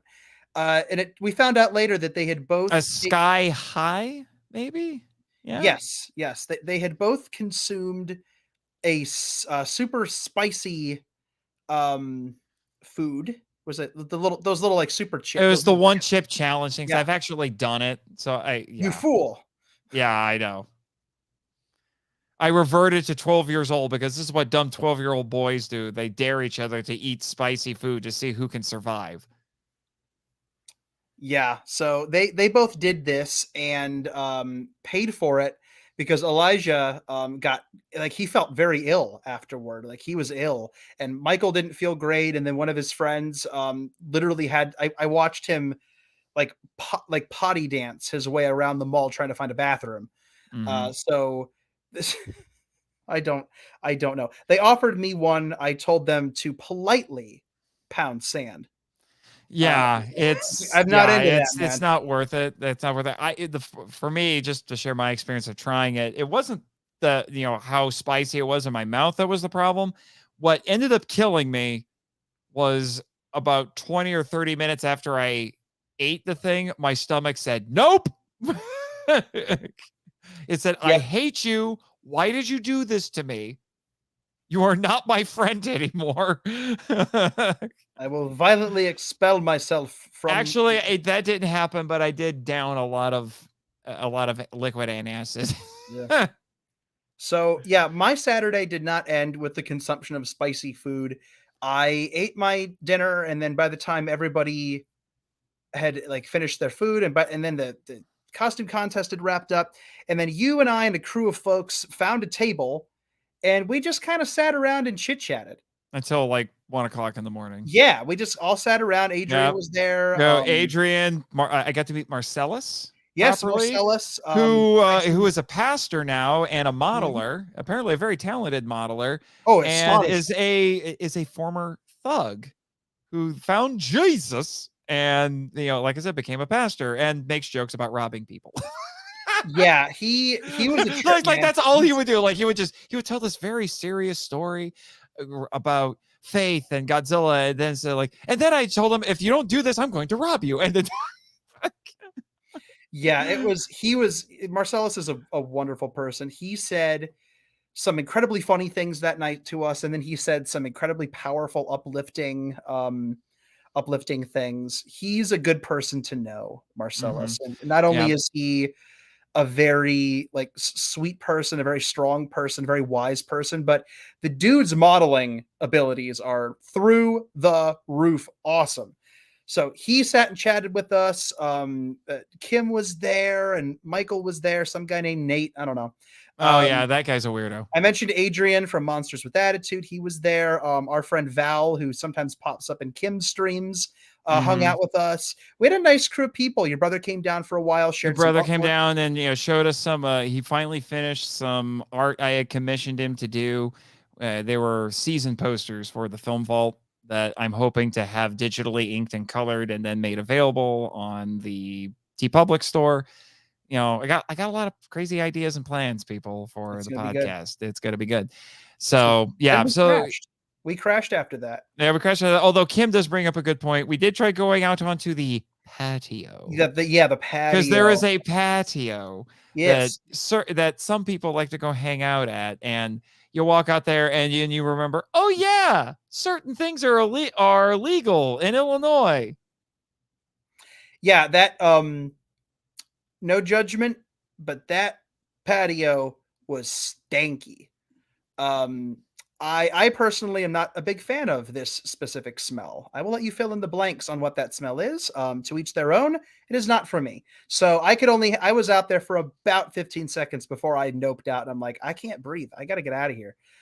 Went back inside and we all had our nice wholesome discussion with Marcellus. And then we all rode up the elevator and we hit our pillows hard, which leads us to, drum roll please, I eagerly await the arrival of the tag. Day 3. Day 3, the last day. The last day. It's always oh sure, Michael, you had fun on the patio. Yeah, he was breath of fresh air. You know what I mean? Yeah. So anyway, Sunday was actually the most logistically complex of all 3 days. Probably, and it's the shortest day, but it ended up being, like you said, the most logistically complex. It's always a little bittersweet because it's the last day, but there's also just so many things you still have left to do that you got to do. So Sunday, I'm looking at my schedule here. I'm trying to remember what I spent most of the morning doing. I think I was joking that Marcella should be the G-Fest chaplain and hold a service in the morning, for those who would be interested, because I would totally go. But but the first thing I put down on here was the Godzilla Redacted, the panel at noon. But I think what I ended up doing is I spent most of my time in the dealer hall. Yeah, I spent my time in the dealer hall hanging out with people, buying some things I bought because Elijah and I have the same birthday, which is also June 29th, which is also the same birthday as Ray Harryhausen. I went and I bought him something in there, and so, I think that's what I was doing for most of the morning, was I was doing dealer hall stuff just to make sure I had that all taken care of. Yep. I hit up the dealer hall one more tiny little time. I was going to go in an extra time there. I was looking for things for some people and I ended up not being able to get back in again. But my last visit did yield a couple of things, including this Shinpegula to go with the Shin Gomez, and he's kind of been hanging out here, but Shin Pagos. So now I have the entire Shin Ultra Q crew that has been released so far. And then one other thing I should mention. I'll grab him real quick. I absolutely have to mention that the last day of the con had two extra guests that one of whom was a complete surprise guest, and the other of whom was there, and I completely didn't register that he was there.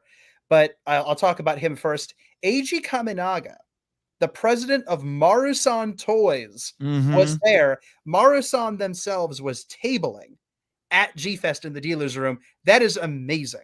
That is remarkable. So for people who might not know, Marusan was the toy company that essentially kicked off the entire soft vinyl toy craze in the 1960s. The word Sofubi is derived from soft vinyl, soft V. There is no V sound in Japanese, so Sofu-bi. There you go. So they're the ones who started it. Ken Yano's Godzilla, he slides down the slide as a Marusan Godzilla. The very first vinyl figures, like they came from Marusan and other companies like that, and they were there this year, and it was super duper cool. And I caved. This was my big purchase for the weekend. I was not planning on it, but I did get this beautiful, beautiful figure here. This is King Gadres, and he's an original Marusan creation. If he looks familiar, it's because his body proportions are essentially the Ken Yano Godzilla that slides down the slide. But it's an original creature. He's got Stegosaurus spines, a little Yongari horn, and something. I just found this thing so beautiful. I don't know what it was, but I found it just such an interesting piece, and very reasonably priced for what it is. And I actually got Kaminaga-san to sign it. He wanted to sign the it's hard to see. There it is. He wanted to sign the foot. I'm a little terrified that it's going to rub off, so I'm going to shellac it with something. But yeah, this was my last real purchase of the con. This was it. And right after that, I got in line to go see TJ Storm. I did not get to see TJ Storm. Yeah. Because I got about 5 people or 6 people before it was my turn, and I had to bail and head upstairs with you because we had a panel. Because we had a panel. This was my last panel of the weekend. This was our panel. And yeah, I'm sure Michael's going to be bombarding us with the same joke he's been making for weeks, but whatever on that. So, he will be ignored. Anyway, but so this was a panel on Atragon. Yes. Remarkably, we were the only ones who submitted a panel on Atragon. We somehow were. I don't know how we did that, but yes, 50. No, sorry, my brain 60. turned off. 60 years of Atragon. 60 years of Atragon, and we zeroed in on talking about the history and themes in this film. The title of the panel was Nationalism versus Patriotism: The Politics of Atragon. So we were making no secret that we were going to be really getting into some deep stuff with this. So I was using the panel was based largely on the research that I did for that paper and for the podcast. I was actually scared that our slides were going to be too dense, but we had a lot of information that we had to go over. So those slides were just as much for us as they were for the audience. People were taking pictures of the slides. I don't know if you caught that, but I did catch that. The thing that makes there was a couple of things from that panel at some point. Well, I don't know. I mean, I've already presented this stuff before in the podcast, so I wasn't as worried about not recording this one. Although your contributions to it were great because that was a solo episode.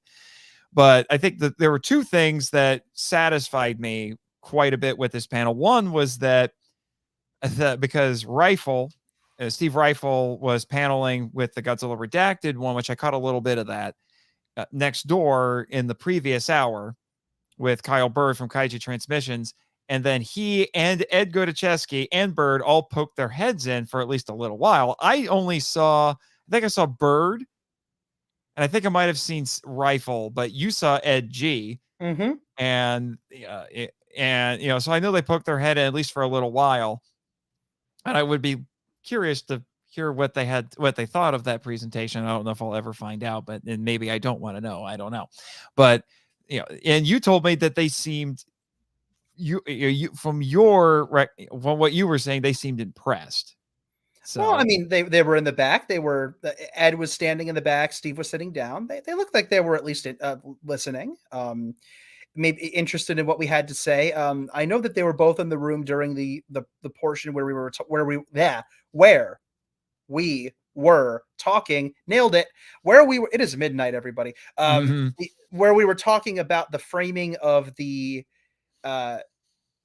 moment where Jinguji's talking to his daughter, framed against the water. Daughter against the water. There, I made a rhyme. Daughter against the water. I'm a poet and didn't even realize it. Oh. But yeah, so honestly, they were listening to that. They liked that part. But for me, I think the highlight of the Atragon panel was what Michael had to say on that panel. I think that he had probably the most unique. If by Michael you mean Mateo, our buddy Mateo? No, we got to. Okay, I had to. So, okay, we absolutely have to mention this. The panel concluded. We took some questions, and there was because we got done 5 minutes early. We couldn't believe it. All that stuff. So we got we answered a few questions, and there was this little dude in like the second row, and he asked us a question about. He's maybe 7, 8 years old. 7, 8 years old. He was just a little dude, and he asked a question about Manda. And Manda, he's like, what? Because he'd never seen the movie, but he knew Manda from other movies. Yeah. So what kind of powers does Manda have in this? And we answered that as best we could. And then he said, I haven't seen the movie, but I really liked how you guys talked about this. And he turned around and looked at the room and said, I think we should give them all another round of applause. And everybody clapped, and at that we couldn't top anything after that. That's how the panel ended. That was how the panel ended. That was the perfect ending. Mateo, my man, if you happen to be out there listening right now, what you had, that was so incredibly sweet what you did. It was the perfect way to end the panel. Just thank you for being there.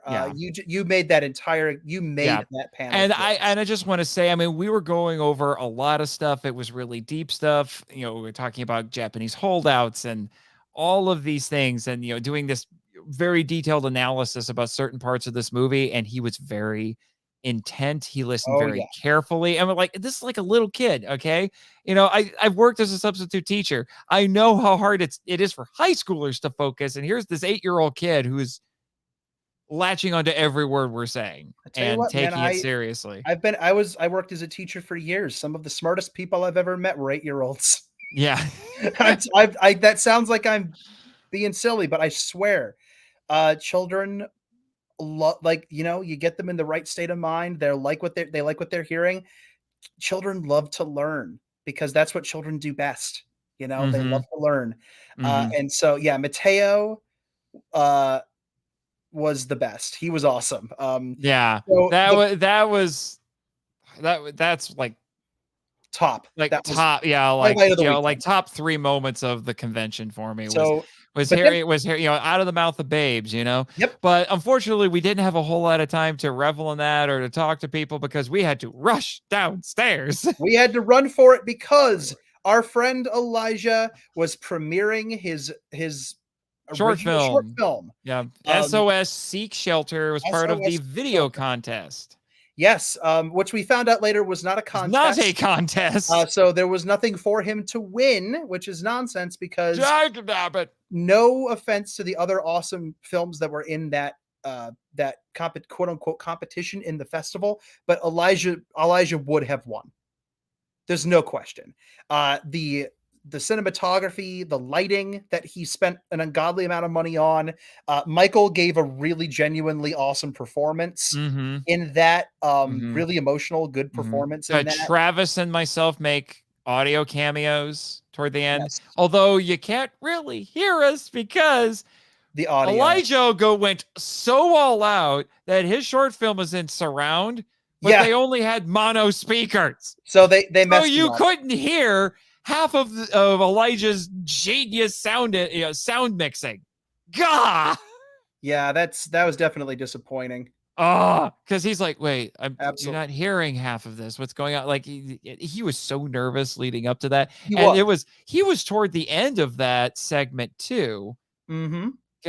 So we had we were watching these other ones, and it's like the stuff you expect to see. Some homespun suitmation, some stop motion films with action figures, one of which inspired the Kim and Nate joke of the weekend.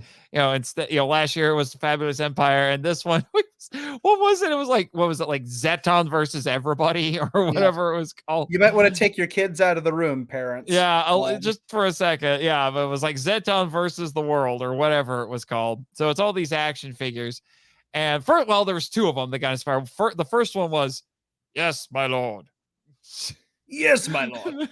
Because there was like this action, it was an action figure, and the hand is just open like this, and at the arm, and you can't, it doesn't have enough points of articulation to move, so it's just being moved by a hand just below the camera, and it just moves like this, so like the whole upper body just rotates, and he had like a super British accent, and so that was a little bit of a joke.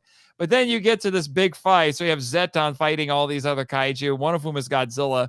So Godzilla tries to shoot Zeton with his atomic breath, and it like hits Zeton right in the chest. And if you've ever seen a picture of Zeton has giant pecs, we'll say, and they light up.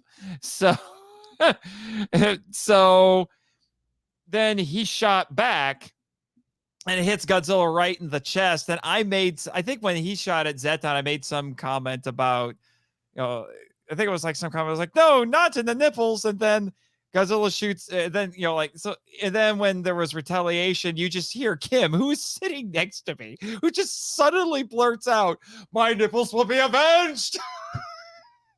And then we just die. Yeah, I'm shocked they didn't throw us out of that room. I'm surprised they didn't. We were a little rowdy. We were also a little extra we were nervous on Elijah's behalf because we knew that movie was going to be awesome, but we also knew that he was scared. Like he was not handling it well for a couple reasons. So a little behind the scenes peek here. You did have to be there. It's true.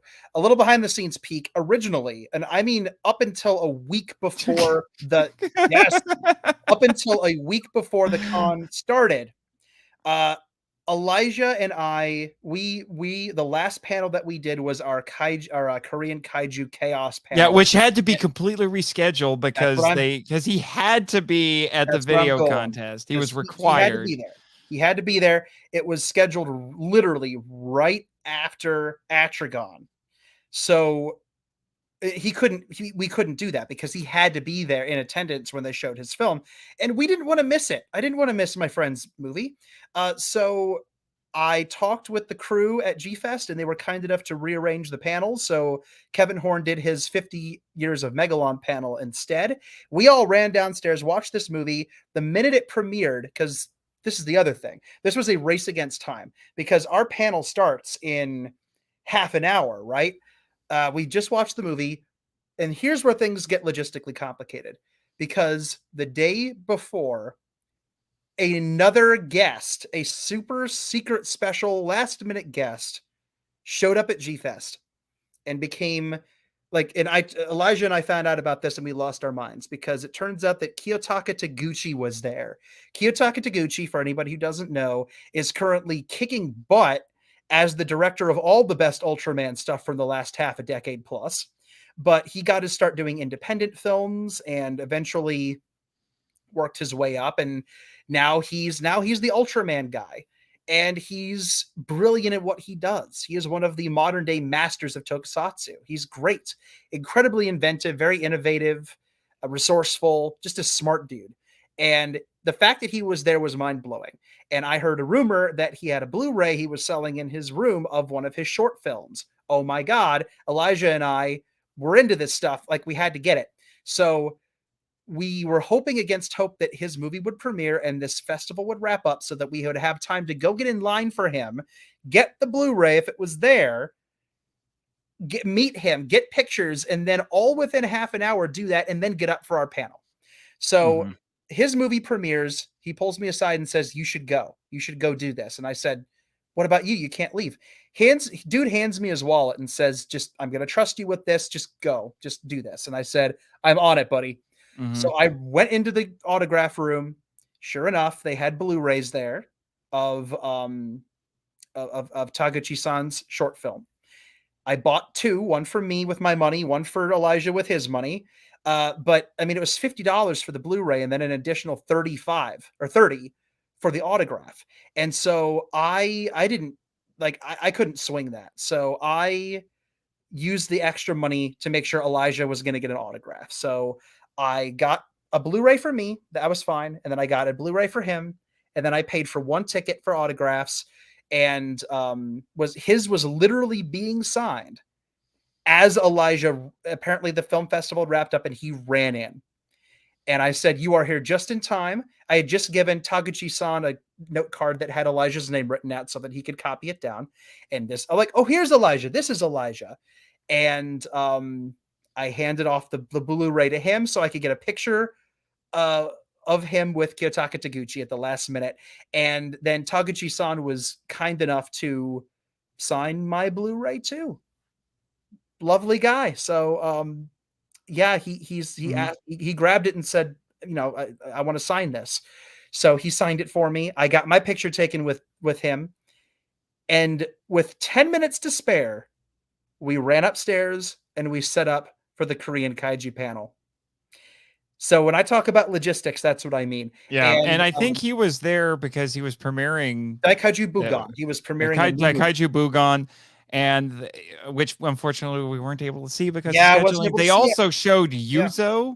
They showed which Yuzo. we couldn't see because we were on panels when it was being played, and so we missed out. Ron at SRS, get these, release them now. I will pay you. Yes. Shut up and take my money. Yeah. I need materials from a podcast. That's right.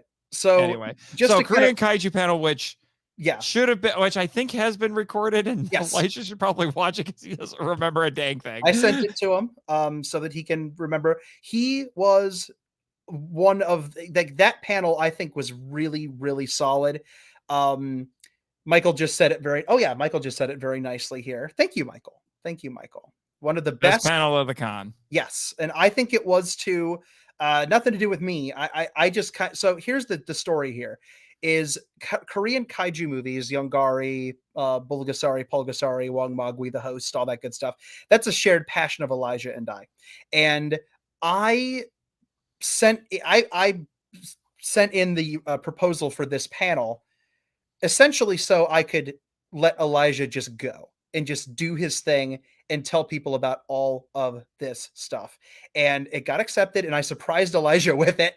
And so what you're seeing is on that panel is basically him just dumping his brain out. And it was amazing. The historical context he was able to give, the history he was able to give. I jumped in when I felt like it was necessary or when it was okay, but I put that panel in for him so he could do his thing. And we, again, a packed room, and it was the last full-on panel of G-Fest. Right after that was Kaiju One Conventions. Of them, yeah. And then I was impressed really with how full that room was. And people were glued to what Elijah was saying.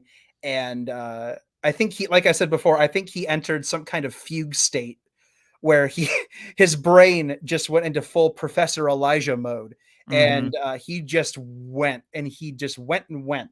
And from what I understand, I've heard a lot of people say that was one of their favorite panels of the con. Elijah showed me a Reddit post where somebody was like, G-Fest was terrible this year. The only good thing was the Korean Kaiju panel. Wow. Which is nonsense because Kim's panel also exists, Mr. Reddit user. Our Atragon panel was pretty cool too, Mr. Reddit. Yeah, and the writers panel was cool too. No, but it was like, all kidding aside, an interesting way to get complimented, but a compliment it was nevertheless. So right, and we ended pretty well. I think Elijah was about to have a series of elaborate strokes by the time I pulled him off that. I'm not sure he's still not having a stroke. He might be, but he rocked it. He did so good. He did, and which is why I am so glad. I mean, I made this decision, I think back in 2020, to be honest.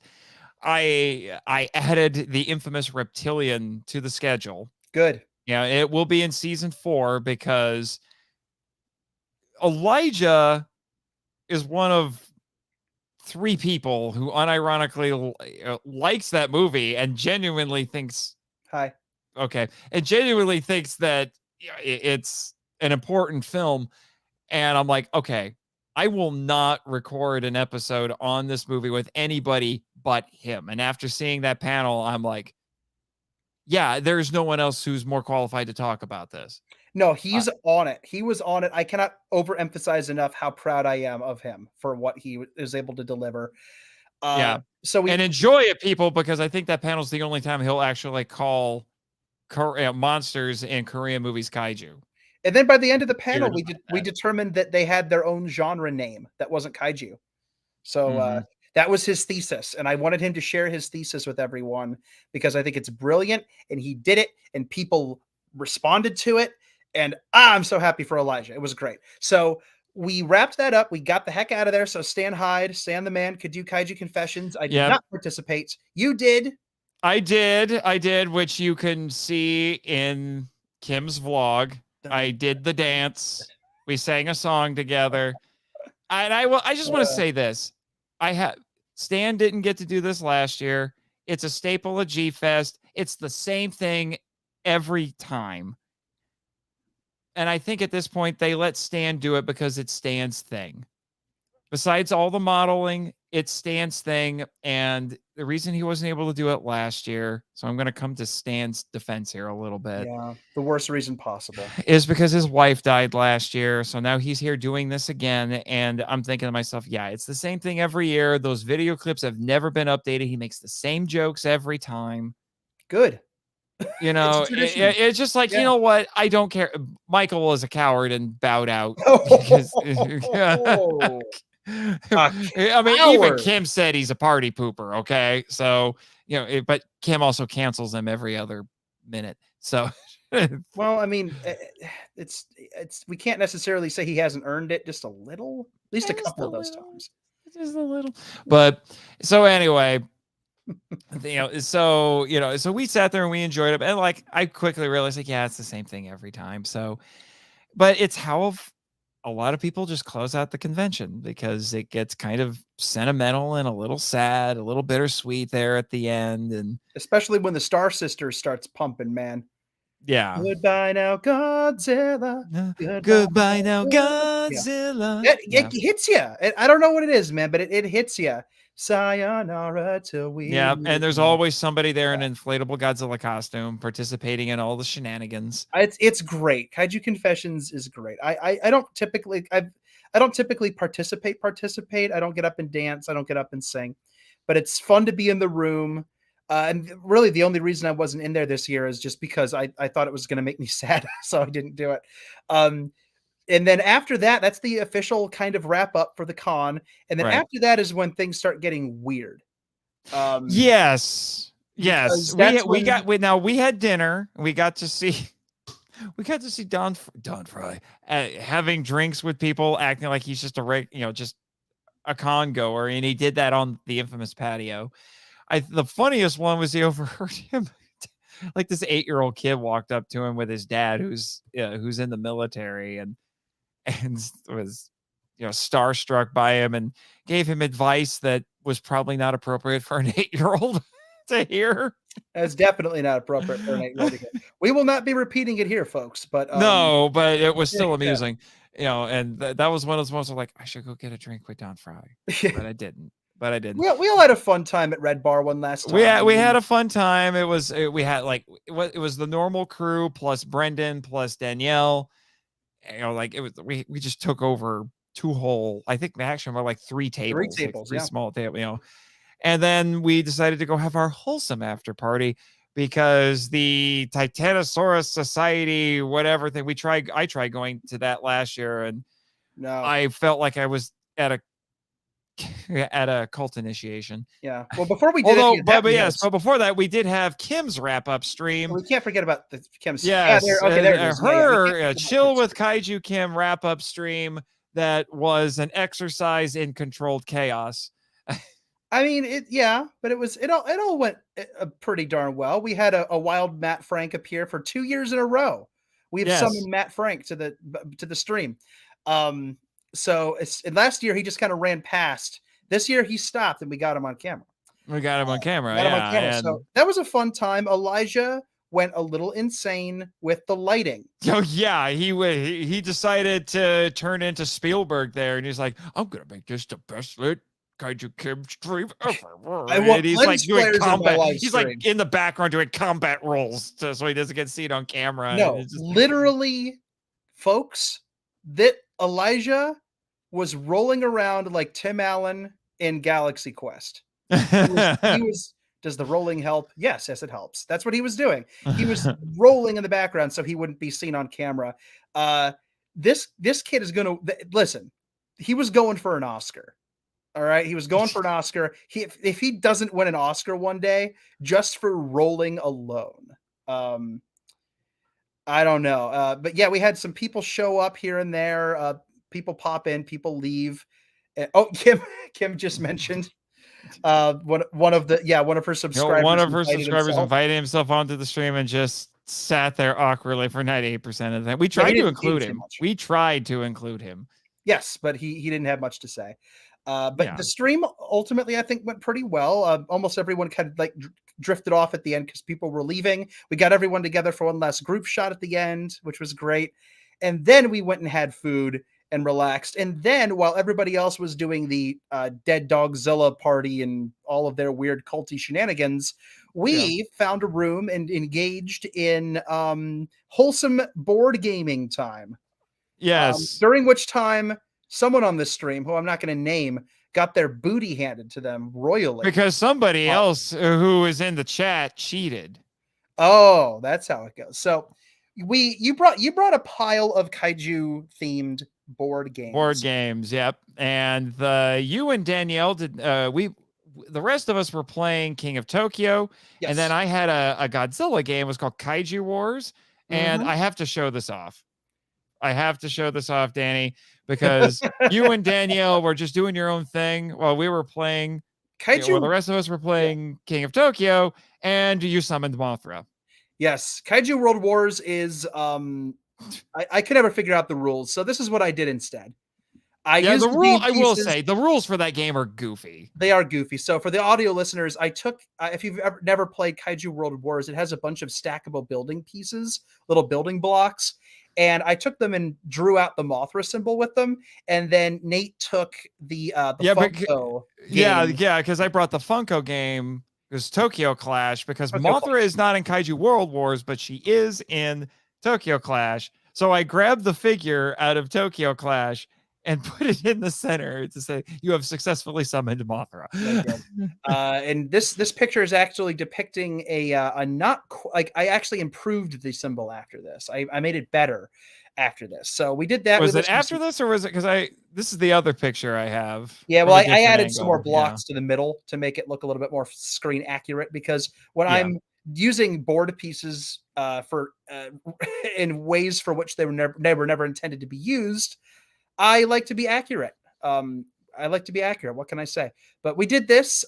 We played for a while, and then eventually Kim had to go because she had to be up to leave the next day, and then Adrian took off, and then we all Adrian was with. We should mention, Adrian was with us for dinner and for this. Oh yeah, and so we eventually had a bit of a diaspora. We all went our separate ways. We went back to our rooms, and then the next morning I packed. I helped you guys carry some things down. You guys carried some of our stuff down. My brother and you carried our stuff down to the car, which I greatly appreciate.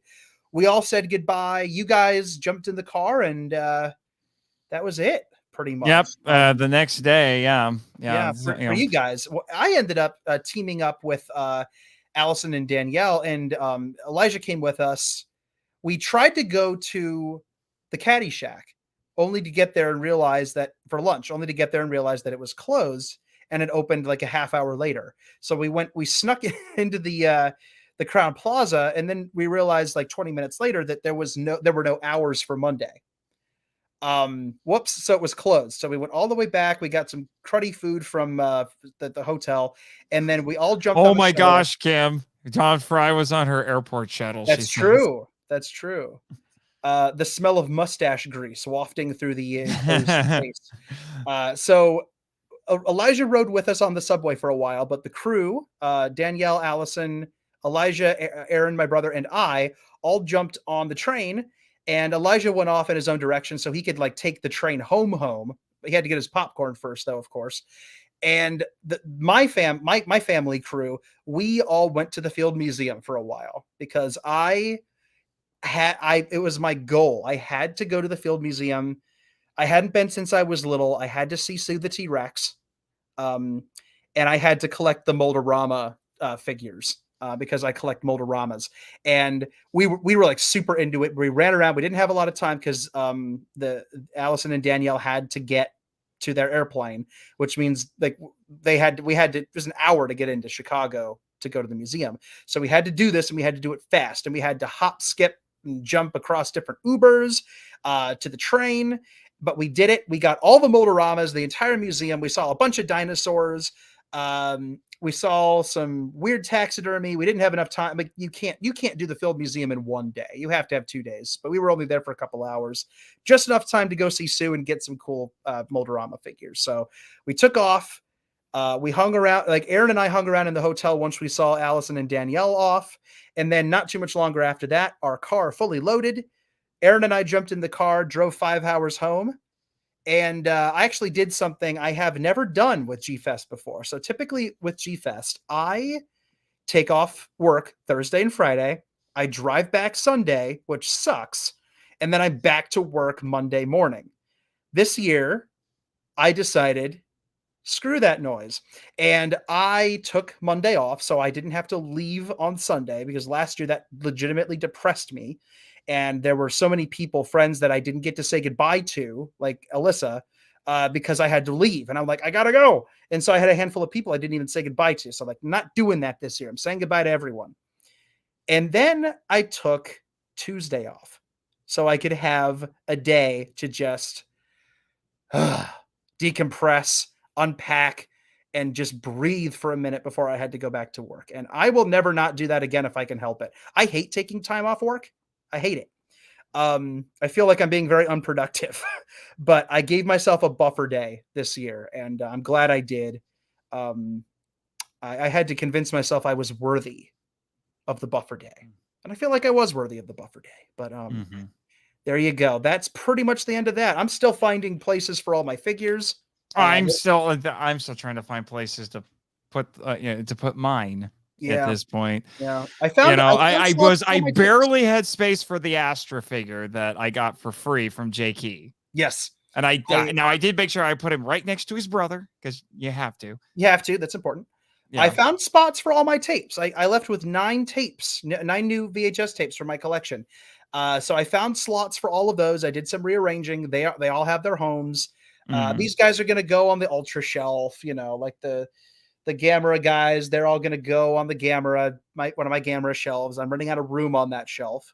And then King Godress back here will get his own, he's going to get a nice space. And then I also went out and got a frame for my Yumiko Shaku signed poster. Yes. It's framed over there. So I have to find a place to hang that up. My wall space is at a premium because I'm in a pretty small apartment. Yeah, this is why I don't get a lot of new art or posters, because I'm running out of wall space. Yep. Although I do have a late birthday present, I have been told, coming very soon, courtesy of you, Michael, and Travis, that I will have to make space for.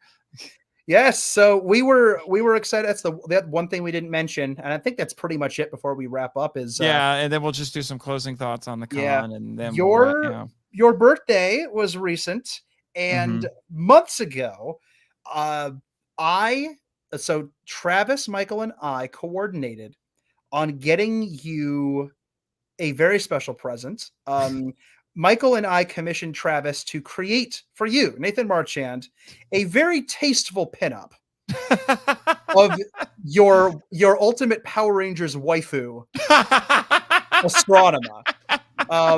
And this sounds worse than it is. I promise you, there's nothing like raunchy about this picture, listeners. Oh man, it's I'm trying to think like, it's a where's the peaceful image. digital version of this? Because I want to show off the art. Yeah, we're keep not- talking. I'll see if I can find it. We're not complete maniacs, but Travis drew a really awesome picture of Astronema from Power Rangers in Space, who is kind of in a classic sort of pinup style, like pose. And we were originally intending to have this thing fully printed out and framed and ready to go to bring to G-Fest, but unfortunately it just didn't work out to have it done in time. And supposedly it's ready. Like now it's being shipped out. Hopefully, we really wanted to have it to hand it to you in person, but I know. Yeah, it was getting hyped on the way there, dude. No, Travis knocked it out of the park. It's an he did. I'm trying. I'm still scrambling to find this. He did post it on Twitter. It needs to get definitely. You definitely, once you see this, like, you'll understand that you need to commission this man.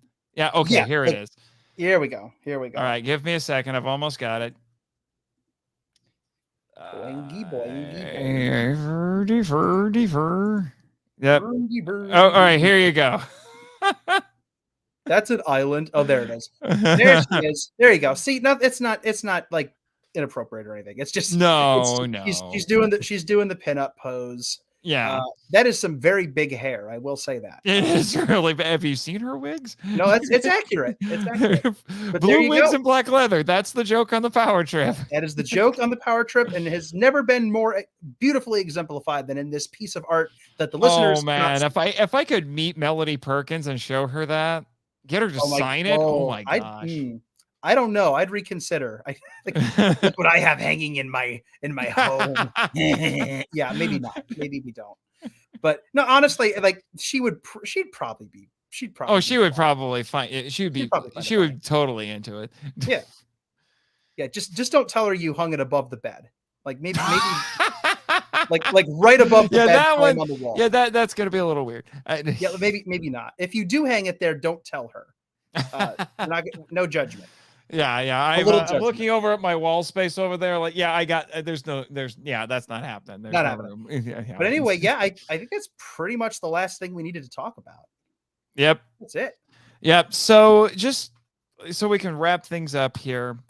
I almost led with this, but how does this year's G-Fest rank for you? Having been, you said this is what, your 12th G-Fest?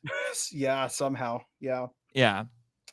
I don't typically like to rank things. I'm just not so much rank, but like just like overall thought. I know what you mean. Overall feelings. I think that this year was going to be hard to top last year in a lot of ways, because last year was the grand return. Last year was an incredibly emotional 4 days, at least for everyone. That was the year that I think it really truly sunk in how much this con is less about the panels and the toys and all that stuff. And it's about the people. It's more about the people. It's about making new friends, seeing old ones, reconnecting, coming together over this shared thing, because so many of us, myself included, drive or fly or what have you back to our lives, and I don't have people in my physical space near me who give a flying rat fart about any of this stuff. I mean, it's they don't like this is the child friendly version of being crass, and it's also almost 1 a.m, so my brain is diverting. I can't believe we've been going on for as long as we have. But anyway, this is almost as long as the entire convention at this point. Yeah, at this point, yeah. I guess we shouldn't be surprised it's you and me. It's true. So I guess to try to keep this brief, last year was such an emotional thing. I got to see so many people that meant so much to me that I'd never met in person before. Kim and Alyssa come to mind. Omni comes to mind. Like all these people.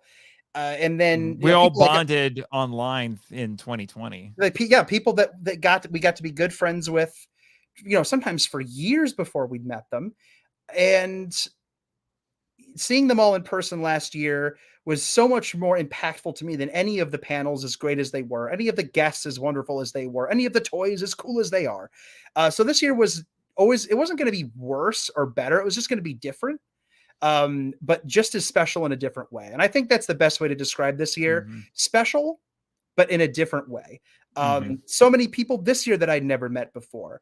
And every year I get, like, just talking about G&P stuff specifically for a second, I get stopped by more people every year who want to talk to me about the project and have suggestions about the project. Clap for me. People clap I know. for me. I keep thinking.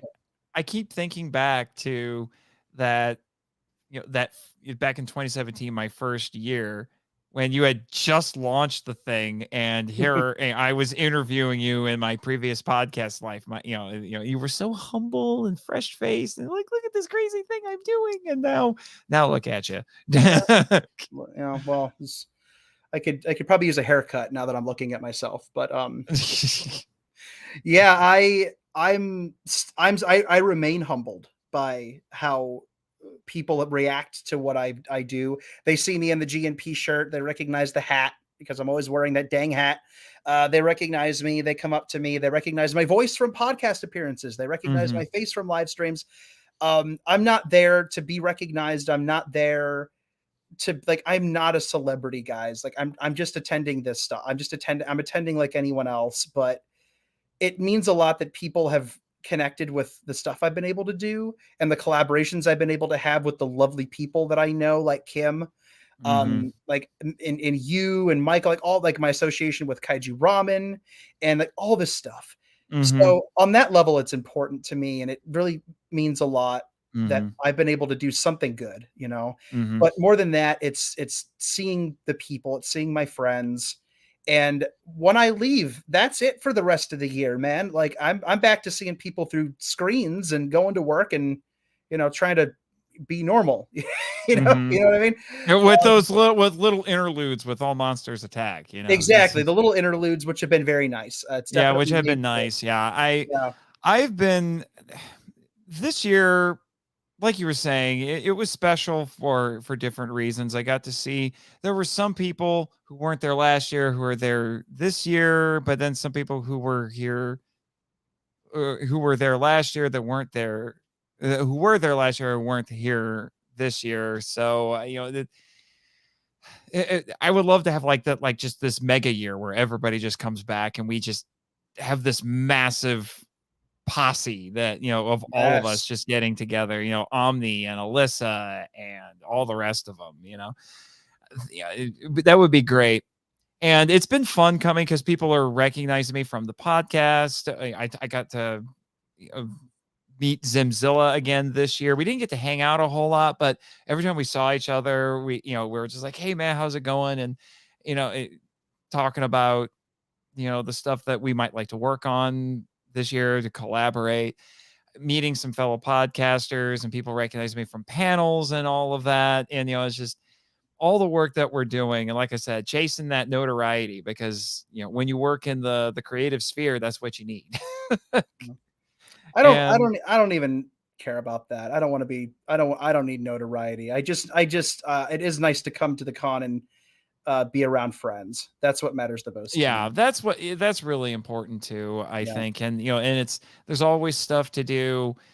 I mean, we've been to both of the AMAs, and the AMA is, it's an up and coming All Monsters Act. It's an up and coming con, and I think they're learning as they go, but they have a lot of growing pains going on right now. And G-Fest just continues to get bigger, and I am really honestly just expecting that by next year they're going to take over more of the Hyatt, and they should just add more programming at this point. I think so. They, ever since they moved to the Hyatt, they haven't, they went from 3 panels at a time to 2, and I think they need to go back to 3 and have more panels, because good Lord, we submitted panels and there were some that did not get taken. And I think the convention would benefit from having more panels that are more in depth and less about the basics. I guess you could say. I'm not saying that there shouldn't be panels like that there. If they want to have a Godzilla 98 misunderstood panel, sure, you can go ahead and have that. But, like the stuff we were doing with Korean Kaiju and Atragon and even the Matango panel, we need more stuff like that there that really gets into the nitty-gritty of this. If a nice mixture of all the above. Yeah. People who want to get into the deep stuff, people who just want a general conversation, people who want to learn something that's a little bit more general, or maybe people who really want to learn something that teeters into the realm of the esoteric, which is where my brain is all the time. Just like stuff like variety just stuff like that. And the G-Fest has a lot to offer, and I hope going forward, as we continue to just revel in this kaiju renaissance, kaiju and tokusatsu renaissance, I hope that I wish success on G-Fest. I wish success on All Monsters Attack, for that matter. I think competition is good. I think, I think we should have 2 conventions so people have options, and then, they should do different things and offer different things, but I'm not here to necessarily get into the nitty-gritty of all of that. I've seen plenty of people who've had opinions about all of the stuff about the convention. I've seen some people poo-poo G-Fest this year, and I find a lot of it to be unfair, to be honest. It was. I will say that once you're there, at least from my experience, I mentioned it before with the G98 screening, where the vitriol that surrounds that film, you couldn't feel it in that screening. You couldn't feel it. Right. All the stuff, the echo chamber stuff, that people will get into debates about in the fandom online, on Twitter, Facebook, Reddit, what have you, all that social media stuff. Well, as Kim pointed out, Reddit is illegitimate. She's right. Anyway. She's right, because once you take all that stuff away, you take away the anonymity of Reddit is invalid. Yes, she is right. Once you take all that stuff away and you put a bunch of people into a building, most of whom are just, and I mean this in the most sincere way, desperate to talk to anyone in their own, like, face to face, who likes the stuff as much as they do, all that petty stuff just melts away. And that's one of the magical things about G-Fest, is you stop becoming an echo chamber of petty fandom squabbles, and you start becoming a family. Mm-hmm. And G-Fest is a family thing. Not just because families go to it and it's a safe, good place for families to go. It always has been. But because by the time you leave, you feel like your family got a little bigger. And that's something I've never experienced at any other con I've been to. And it's one of the reasons that G-Fest, say what you will about certain elements of it, remains special and unique. And it's one of the reasons why my year is, basically built around coming off of the last G-Fest and preparing for the next one. Because now it's like, I feel like I'm in the second half of my year now. I feel like next I've got to get through August, and then I'm into September. Birthdays start rolling around, and then it's the holidays, and then the beginning of the year comes, and I can say to myself, there's a G-Fest this year. It will always be a special thing to go to, always, I think. Yeah. And I like how Kim puts it here. Put me in a room full of Godzilla stuff and I'm a happy woman. Put me in a room full of Godzilla stuff and my friends, even better. That's perfect. That's perfect, Kim. Yeah, and quick shout out. Elijah is now in the chat. Thanks for stopping by. I can't believe we're still up. Not for long. The minute not for long. The minute the stream dies, so do I. Yeah, please. Not don't. really. Please, not literally. Please don't worry. Yeah. It's a metaphorical death. I will be falling into a pillow. Didn't Shakespeare call sleep like the imposter of death or something like that? It was something very poetic like that. I'll go grab my complete works of William Shakespeare.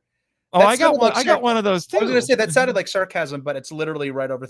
No, I was like, I got one too, right back there on the literally right over there. Everything the man wrote in one giant book. You could kill a man with that book. Yeah, you could. Yeah, it's not legal. Don't do that. Yeah. Please don't. Murder is generally frowned upon, but if you're gonna at least not with Shakespeare. I mean, you can hit somebody with like Kant. You know, hit hit Immanuel somebody with Kant. Dante. Don't hit somebody. Yeah, now I'm just picturing somebody who was like a bibliophile. It's like, I have several large books I could use to kill you. Do I want Shakespeare or Immanuel Kant? I'm leaning toward Kant because Kant let you live. Have you ever? Why do I have a? Why does that sound like a scene that would be acted out by You can do it, Vincent Price? It does. That sounds like. I mean, honestly, I feel like he read Shakespeare and Kant. There's no way. You know, no, it's just like he would be like, I don't know if I want to use Kant or Shakespeare to kill you now. But anyway, we're getting way off topic. We got it. I just want to say, like, I know there's controversies with G-Fest, with the artists and all of that, you know, but once you're there, like you said, it all melts away and we're all there to have a good time about a giant radioactive lizard, and you know, that's all that matters. That is all that matters. So as Kim said, I think this is the perfect note to end on. Is it next G-Fest yet? I wish, Kim. I wish. But I think the next one will come quicker than we think it will. And I'm going to make sure I have more money saved up. And I am going to get... We're going to have to submit some really cool panels for next year, for sure. Oh, I have some ideas, and I know you do too. Yeah. But I'm gonna let it ride for a few months. I'm gonna let my brain rest a little bit. I'll tell you one thing about this G-Fest is it people. I love all the people who stop me, but excluding my friends, like just people, it peopled me out. So I need to let my poor introverted self recharge a little bit after that. I talked a lot. I didn't lose my voice this year. I lost my voice last year. I kind of lost mine a little bit on Saturday.